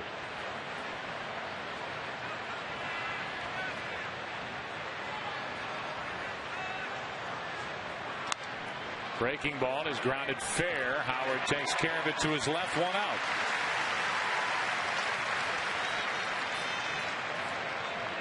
So Cora is gone, and the batter will be Jose Reyes. I guess the definition of a good pitcher is it varies for different people. The Cardinals obtained Roger Craig from the New York Mets in 1964, and Kenny Boyer was asked what made Roger Craig a good pitcher. And Kenny said, he rarely gives up a big inning. And they said, could you expound on that? He said, yeah, he rarely has offenses bunch hits against him. And I can't help but think about that when I look at Halladay. You don't bunch many hits against him. 3 in a row. 3 out of 4 guys like the Phillies when they scored in the 5th inning. If you're going to hit him, he spaces the hits appropriately. Fly ball into center. Now he's on a roll. Halladay making it look easy, and Victorino hauls it in. 2 out. Jason Bay will be the hitter. He has a hit, 1 for 2. The Mets in-game box score brought to you by Toyota.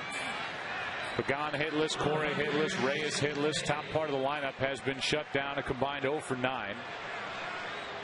2 extra base hits, a double by Wright, a double by Blanco, and the only other blemish on Halladay's record is the hit by Bay, and now Jason Bay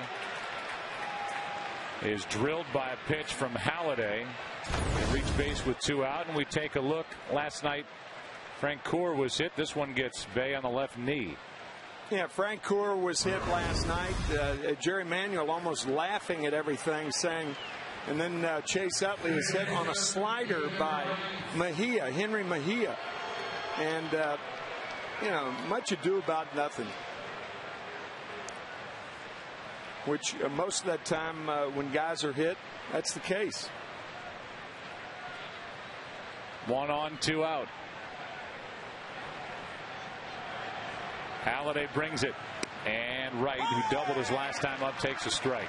You don't have to laugh. I mean, I just like watching if people could see you when you explain that, shaking your head and just utter disdain for the idea. Well, when you go to explain it, everybody says, well, that's old school. We don't want to hear that old school stuff.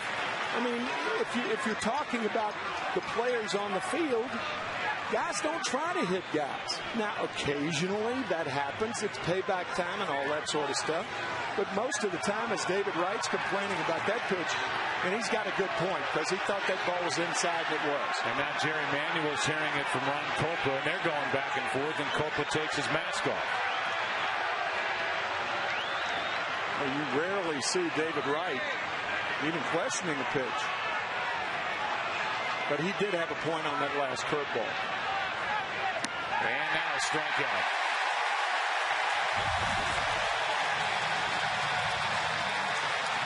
Nothing more is said, but it was fun to watch. Bottom of the 6th inning, 8-0 Philadelphia.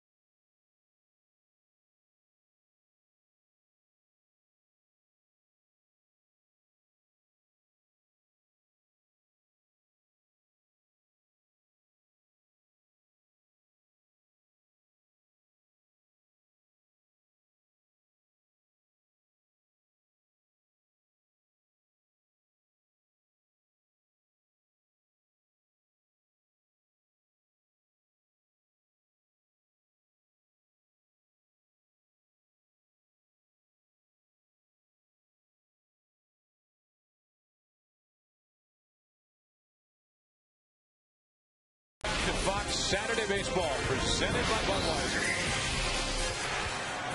First pitch to Halladay is low from Valdez, and if there was anything that the Mets believe behind that pitch that hit Jason Bay, Valdez has his opportunity with Halladay at the plate. And I only say that, one, because you know that there are Mets fans thinking it, and two, just to get a little rise out of my partner Tim. Halladay has a hit. He's 1 for 2.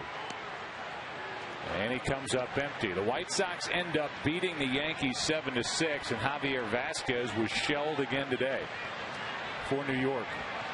That's becoming a trend. Here's a tap foul. Vasquez 3 innings, 5 runs, 7 hits, 4 walks, only 2 strikeouts, allowed 3 home runs. His ERA is 9.78 in his return to the Yankees after a disappointing 04 season. I'll give you innings, and he was, I think, 4th last year in the Cy Young voting while pitching for the Atlanta Braves. A very good year, part of the Melky Cabrera deal to come back to New York, and so far not good. Full count now on Halladay from Valdez.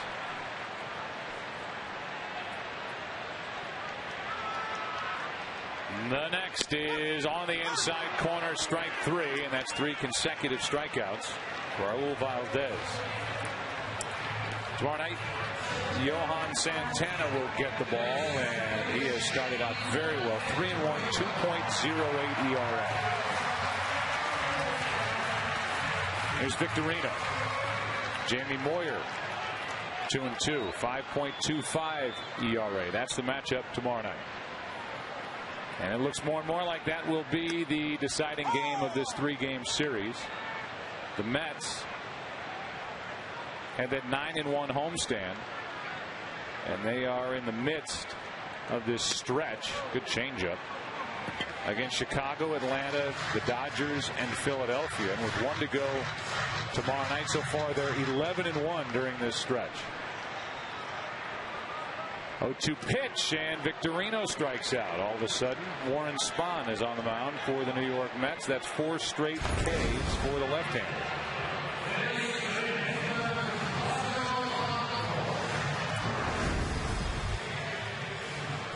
Two out, nobody on for Polanco. Joe, Larry Shank, who is the retired publicity agent, head man for the Philadelphia Phillies, has asked us to pop a coffee table book that is being forwarded by Christopher Guest, and we got a bag just for that, right? Absolutely. Yeah. Christopher Guest, one of our favorite guys. An introduction by Mike Schmidt, and it is supposed to be a dandy with features on Steve Carlton, Phillies history. And we said we would proudly do that. Mike Schmidt with the introduction in that. Once again, that book will go on sale in the Philadelphia area today. I would imagine you're featured in that book. No, I don't think so. Why? What do you mean? I would be featured. No. Part of Phillies history. Depends on the definition of feature. You're in the book. Well, I don't know that. I haven't seen the book, so I don't know that. I wouldn't pop a book that I was featured in anyway, because it would be unethical. Okay, but I would hope you get a free one now. Yeah. You have a coffee table at home, right? Well, I was going to say, a coffee table book, you have to go out and buy a coffee table. Reyes takes care of Polanco. And a 1-2-3 inning. You need coffee, you need a table, you need a coffee table book. Back after this from your local Fox station.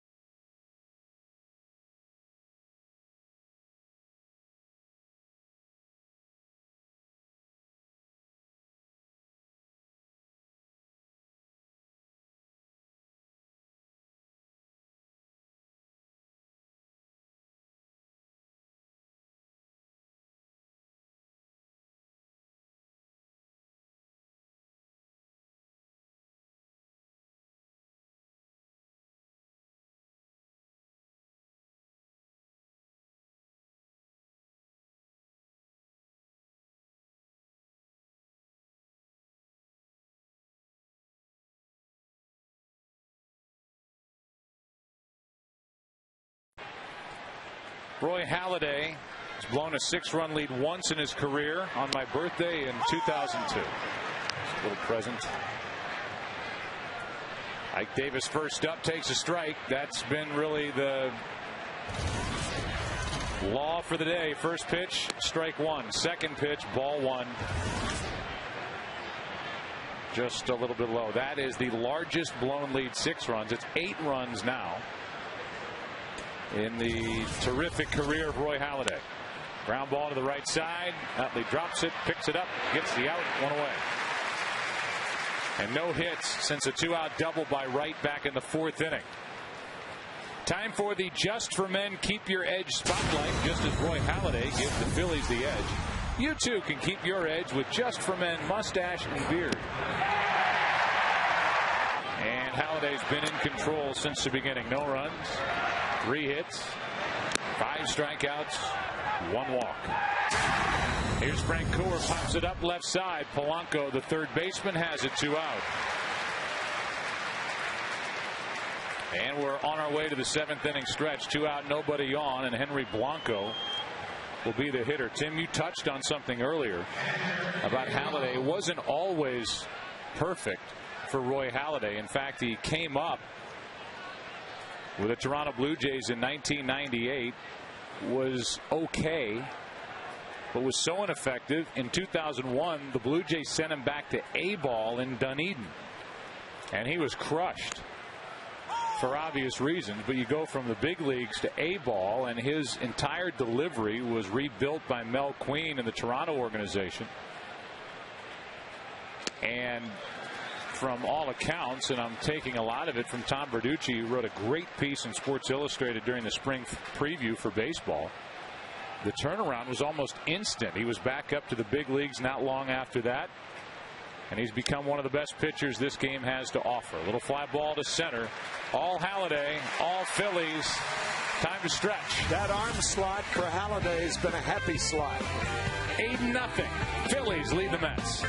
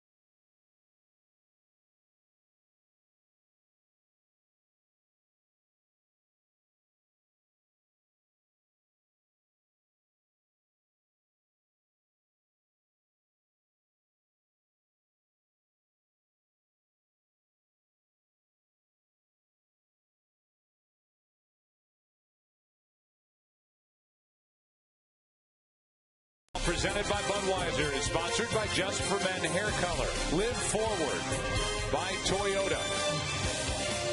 And by Burger King, who reminds you to have it your way.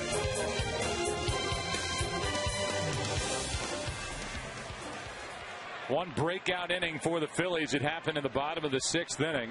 Big swings of the bat by Juan Castro, a 2-run double. Shane Victorino, a 3-run home run. RBI for Worth in that inning, then a 2-run triple by Ibanez in the 5th. And the rest of it's Halladay. And an 8-0 Philadelphia lead. First pitch, a ball outside to Chase Utley, who is 2 for 3. Led off that 6-run fourth inning with a base hit into shallow left center, in and out of the glove of Jose Reyes. And it's up to Raul Valdez, the 32-year-old, to eat some innings today and take the load off the bullpen, which has been very good this season in the early going for Jerry Manuel. That's another hit for Utley. Chase Utley will make it into second base as Francoeur gets it back in. 2 straight doubles for Utley, 3 hits on the day, and that's how the 7th inning begins. So with that, we look at the Phillies in-game box score, brought to you by Toyota. Victorino 2 hits with that 3-run home run. Utley now 3 hits with 2 doubles. Howard has a single and a run scored. And there's Worth hitting all the way through. Halladay, who has a hit and a run. And here is Ryan Howard, who's 1 for 3.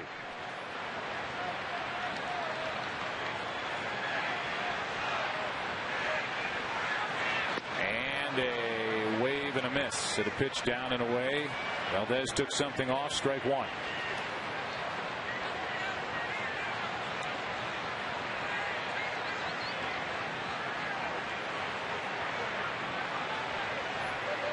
Howard waits for another, and down and away, 1 ball, 1 strike. Talked about the deal that Howard signed.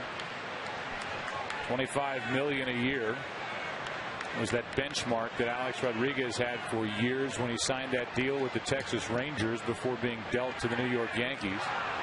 He's since improved upon that, a swinging strike 2 on Ryan Howard. And in St. Louis, I can only tell you the stress level is high with the pending free agency, the end of next season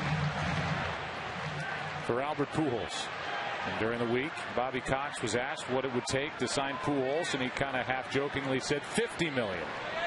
Maybe jokingly. 1-2 pitch is grounded foul. What do you think, Ken Rosenthal? Where's that thing going to head? Is he going to stay in St. Louis in your estimation, or end up with one of the bigger market teams? Joe, it's really difficult to imagine the Cardinals not signing Albert Pujols, but he's not going to give them a discount. That happened in his last deal, and he is going to look for a market value contract. I asked Ryan Howard before the game, hey, what do you think Pujols is going to get? And he said $28 to $30 million a year. Well, when Pujols was asked about the deal that Howard signed, he said, to go along with what you were talking about earlier, Tim, it's nice to see something happen to a really good guy in this game. 2-2 pitches, strike 3 called, out number 1, and that's 5 strikeouts and 2 1/3 for the left-hander Valdez. Today's MLB on Fox Tune In to Win bonus question is,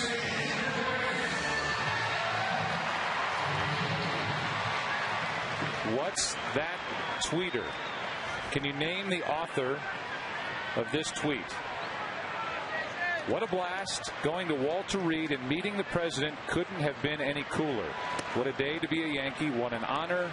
It's nap time. Who tweeted that? What a blast. Going to Walter Reed. Meeting the president couldn't have been any cooler. What a day to be a Yankee. What an honor. It's nap time. Runner at second, 1 out, and a pitch up and away.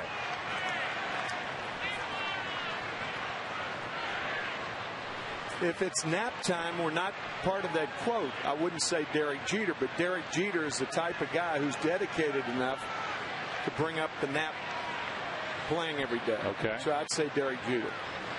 Go to foxsports.com to play in that game. Tune in to win. There's a strike over the inside corner, and it's 2-1. I'm going to say, with the nap time part, because it's kind of sarcastic, I'm going to say Nick Swisher. Oh, okay. It wouldn't be Phil Hughes. It's not the type quote that you would think Phil Hughes is responsible for. Here's a 2-1. Valdez is teasing these hitters with off-speed pitches. Worth down on a knee after coming up empty. 2-2. Leadoff double by Utley. Third hit of the day. Howard struck out.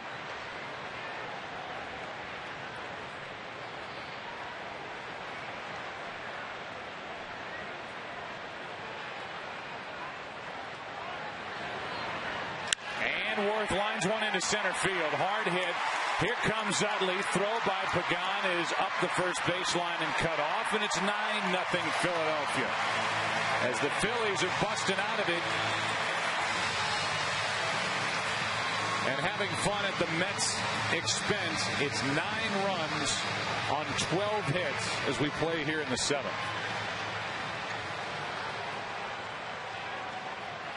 A guy who has had fun at really, everybody's expense for a long, long time. Bob Uecker operated on yesterday, an 8-hour operation, a member of the 64 Cardinals. And Uecker is doing fine, we understand. Milwaukee Brewers have issued a statement saying Bob is healthy after undergoing heart surgery yesterday. And our sincere wishes to the funniest man that I have ever met.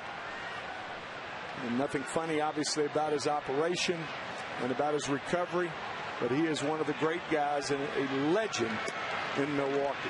Pitch is down and away to Ibanez, 2-0. And for somebody like you who was a teammate of Bob Uecker's, roomed with him for 2 years, I can't even imagine that experience, but I know that on a team bus, there was nobody ever any funnier than Bob Uecker. The best. He was the best.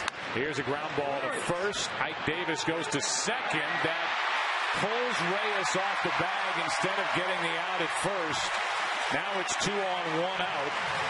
Rookie probably tried to do too much here in a 9-0 game, and the throw is wide, and no out is recorded on that ground ball. For those of you with the military background, Bob Uecker out of nowhere would say, all right, who filled the motor pool with water? Just stuff off the cuff. And out of nowhere. Right? Out of nowhere. That mind of his on Johnny Carson 81 times on The Tonight Show. And when Johnny Carson used to disappear behind the desk, you knew you got him. And anytime Uecker came on, Johnny would disappear laughing behind the desk. Here's a little pop fly shallow right. That is a dangerous fly ball, but Francoeur gets there for out number 2. The ball hit by Ibanez goes as an error on Ike Davis, fielder's choice. Error on the throw. That's his second error. 2 out in the inning now. The batter will be Carlos Ruiz. Ken Rosenthal, do you have more on Bob Uecker? Yes, Joe. The Brewers actually issued a press release today updating his condition. And the release says he is still in the ICU as expected today, but he's doing well. He is awake. He has been able to sit in a chair, and the recovery process is progressing as anticipated. Good news, guys. Really great news, and it'll be 3 months at the least that he'll be away from that Brewers team. Here's a pitch up and away. The Milwaukee Brewers start the day 5 games under 500, 6 games out behind St. Louis in the NL Central.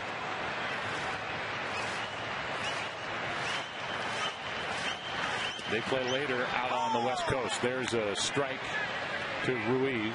Atlanta snapped their losing streak. They won last night. They're leading Houston today 6-1. The Astros are really struggling on their way to an 8-15 start if they don't rally in that game. Here's a line drive base hit off the bat of Ruiz. Worth will score easily.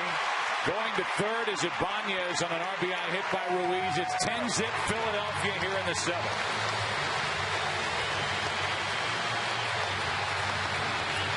And the error by Davis not getting it out leads to at least one more run on the board for Philadelphia. Ruiz with an RBI base hit.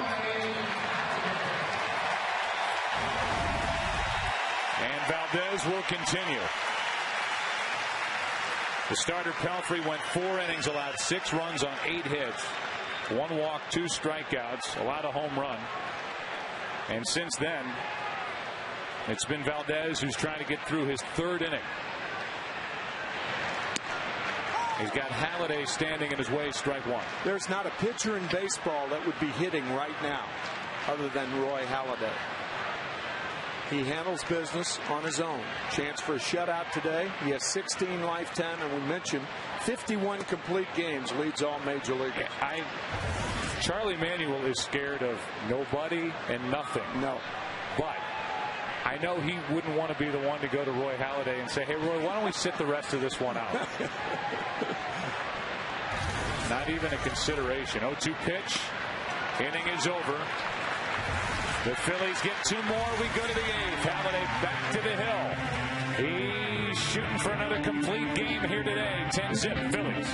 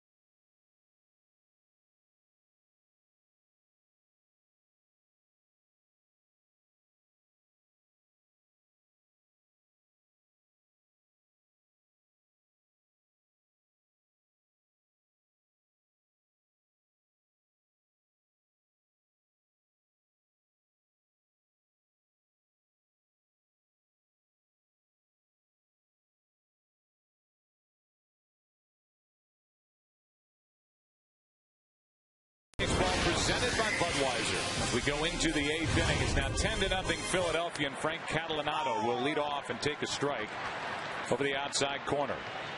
Catalanato batting here in the 8th. Halladay is now at 102 pitches on the day. He already has 2 complete games as he makes his 6th start. Can he get an out here? It's going to take a good play from Utley and a good play from Howard. One away. Man, 2 big league plays right there. The first by Chase Utley to make the play, and then on the throw in the dirt, Howard with a nice scoop. It's well done right there. So here's Halladay. The Phillies make a trade in December. They give 3 kids to get him.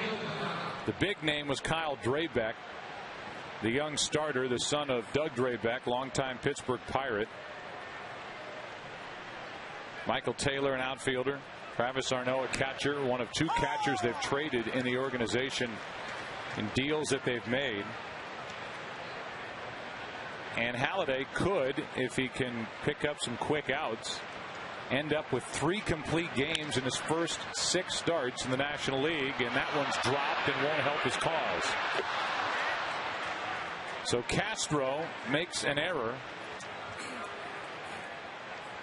on a ball hit right at him by Angel Pagan. Big league boot right there. Joe, we talked about not only complete games but unusual games in AAA, the AAA farm team for the New York Mets. J.A. Dickey retired. I beg your pardon. R.A. Dickey retired actually gave up a hit to his first batter on Thursday night and then retired 27 in a row. Manny Acosta is warming, and it reminded me of a game back in April 25th of 1972. Out at second. Out at first to double play. Where Steve Carlton allowed a hit to Chris Spire to lead off the game, then retired 27 in a row. That's the way to get around an error. Double play ball follows it. We have more on that. 10-zip.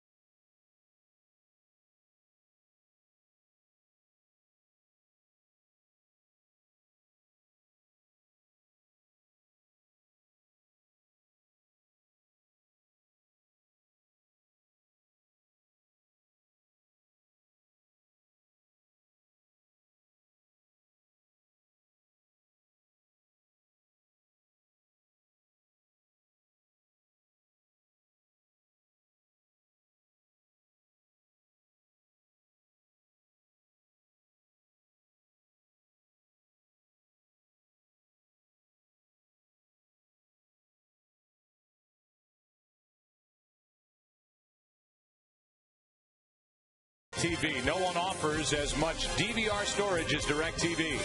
By Sears, Blue Lawn and Garden Crew. And by Lexus. Unprecedented access means unprecedented values. Now through June 1st. Top of the order as a couple of changes are made. Fernando Tatis takes over at third base, bottom of the 8th, and Manny Acosta, who has a win, picked up in March off waivers from the Atlanta Braves. Pitches in the 8th to Victorino, ball 1.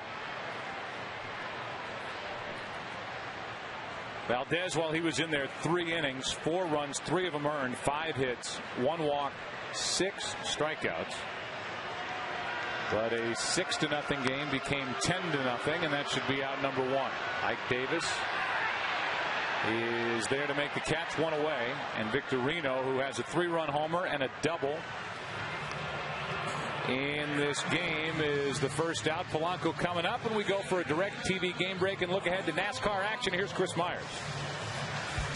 Very much. Jeff Gordon, Jimmy Johnson, a couple of 4-time champions and teammates who've been going at each other. We'll start alongside each other in the second row under the lights here in Richmond, 7 Eastern, 4 Pacific. We hope you join us for NASCAR on Fox. Right now, back to baseball. All right, Chris, thank you. And right on cue into right field as we return to Philadelphia. Polanco flies to right. An 0-for-5 afternoon swing of the bat for Polanco. First pitch, hacking. That'll bring in Utley, who's 3 for his last 3 with 2 doubles, 3 runs scored, a single. Bases empty, 2 down, and in the 9th inning, Halladay will go back to work. Deal with the heart of the lineup. Reyes, Bay, and Wright. Pete Rose was more dangerous when he had 2 or 3 hits in a game. That 4th or 5th time up, he really wanted that 3rd hit or the 4th hit, and Utley's much the same mindset. He is a gritty competitor and never satisfied. Been a good day for Charlie Manuel's offense. 10 runs, 13 hits. 6 extra base hits, 1 home run that belongs to Victorino. Counts 1-1 on Utley, who has 2 of the extra base hits. Banez has a 2-run triple. Castro has a 2-run double. Victorino also has a double to go with that 3-run shot and a 6-run 4th inning, and that was the explosion against Mike Pelfrey, the starter, who was very sharp and impressive the first 3 innings. A couple of balls fell in, and then the roof caved in. A quick and easy inning for Acosta. We go to the 9th. Halladay back to the hill, 10-0 Philadelphia, as Halladay goes for the complete game.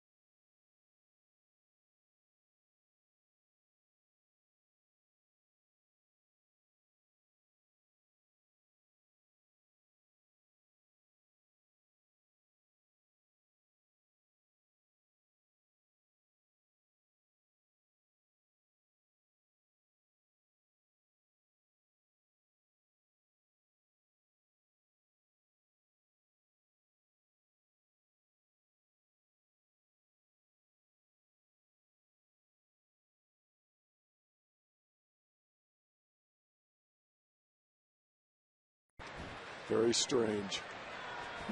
Wonder if you can see out of that thing. I would imagine. Jose Reyes takes a strike, and Reyes doesn't like the call.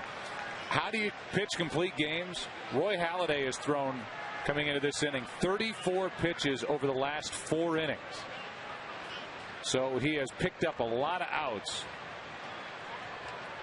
with just 34 pitches, and now he is 1-1 to start the 9th inning, aiming for his 3rd complete game in 6 starts with the Phillies, and leading 10-0. That's ball 2. Simple math: 12 outs in 34 innings. That's less than 3 pitches an out. Here's a 2-1 pitch from Halladay. Reyes takes outside. Jose Contreras, former Yankee, Chicago White Sox right-hander, getting loose. Is it a strike on 3-1? Yep, and it's hard hit right out on 1 hop. Utley, 1 out. So Reyes is 0 for 4.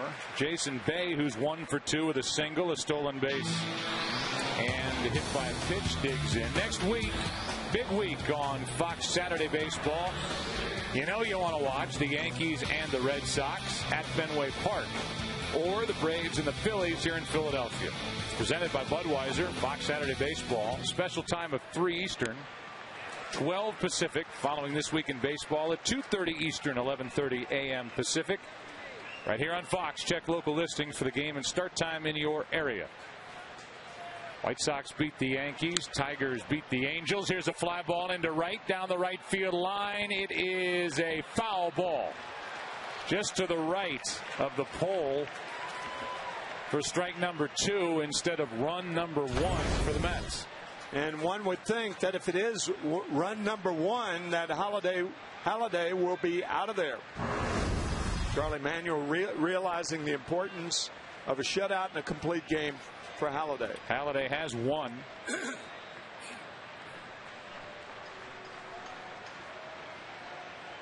And he deals an 0-2 pitch to Bay, who's been on base twice, and a strikeout. That's number 6 on the day. Today's Lexus Hybrids game-changing player is without a doubt that man.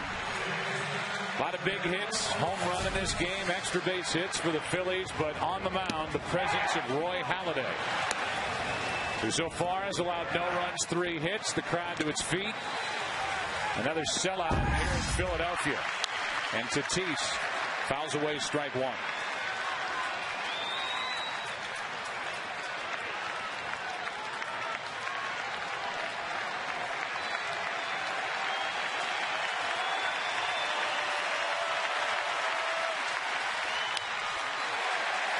Two quick strikes. Today's winners for the tune-in to win: Robert Brown, Eric Parker, and Drew Winthrop.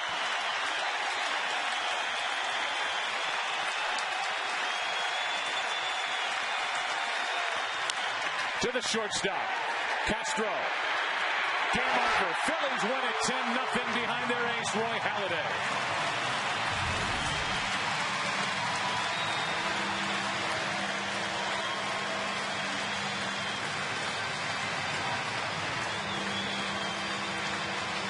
And a smile on the day he pitches. Usually comes at the end of his day's work. And it does here with a shutout in a 2-hour, 27-minute game. And so now Halladay has made 6 starts for the Phillies. He's 5-1. His ERA is under 2. He has 3 complete games, 2 shutouts. It's time for Ruben Amaro to throw away the receipt on that deal. They're going to keep him. There will be no return. He has been, as advertised, in leading this Phillies rotation. We'll take a break, come back, wrap up our day. 10-0. The Mets' 8-game winning streak is over. Philadelphia wins Big Ten zip. Back after this.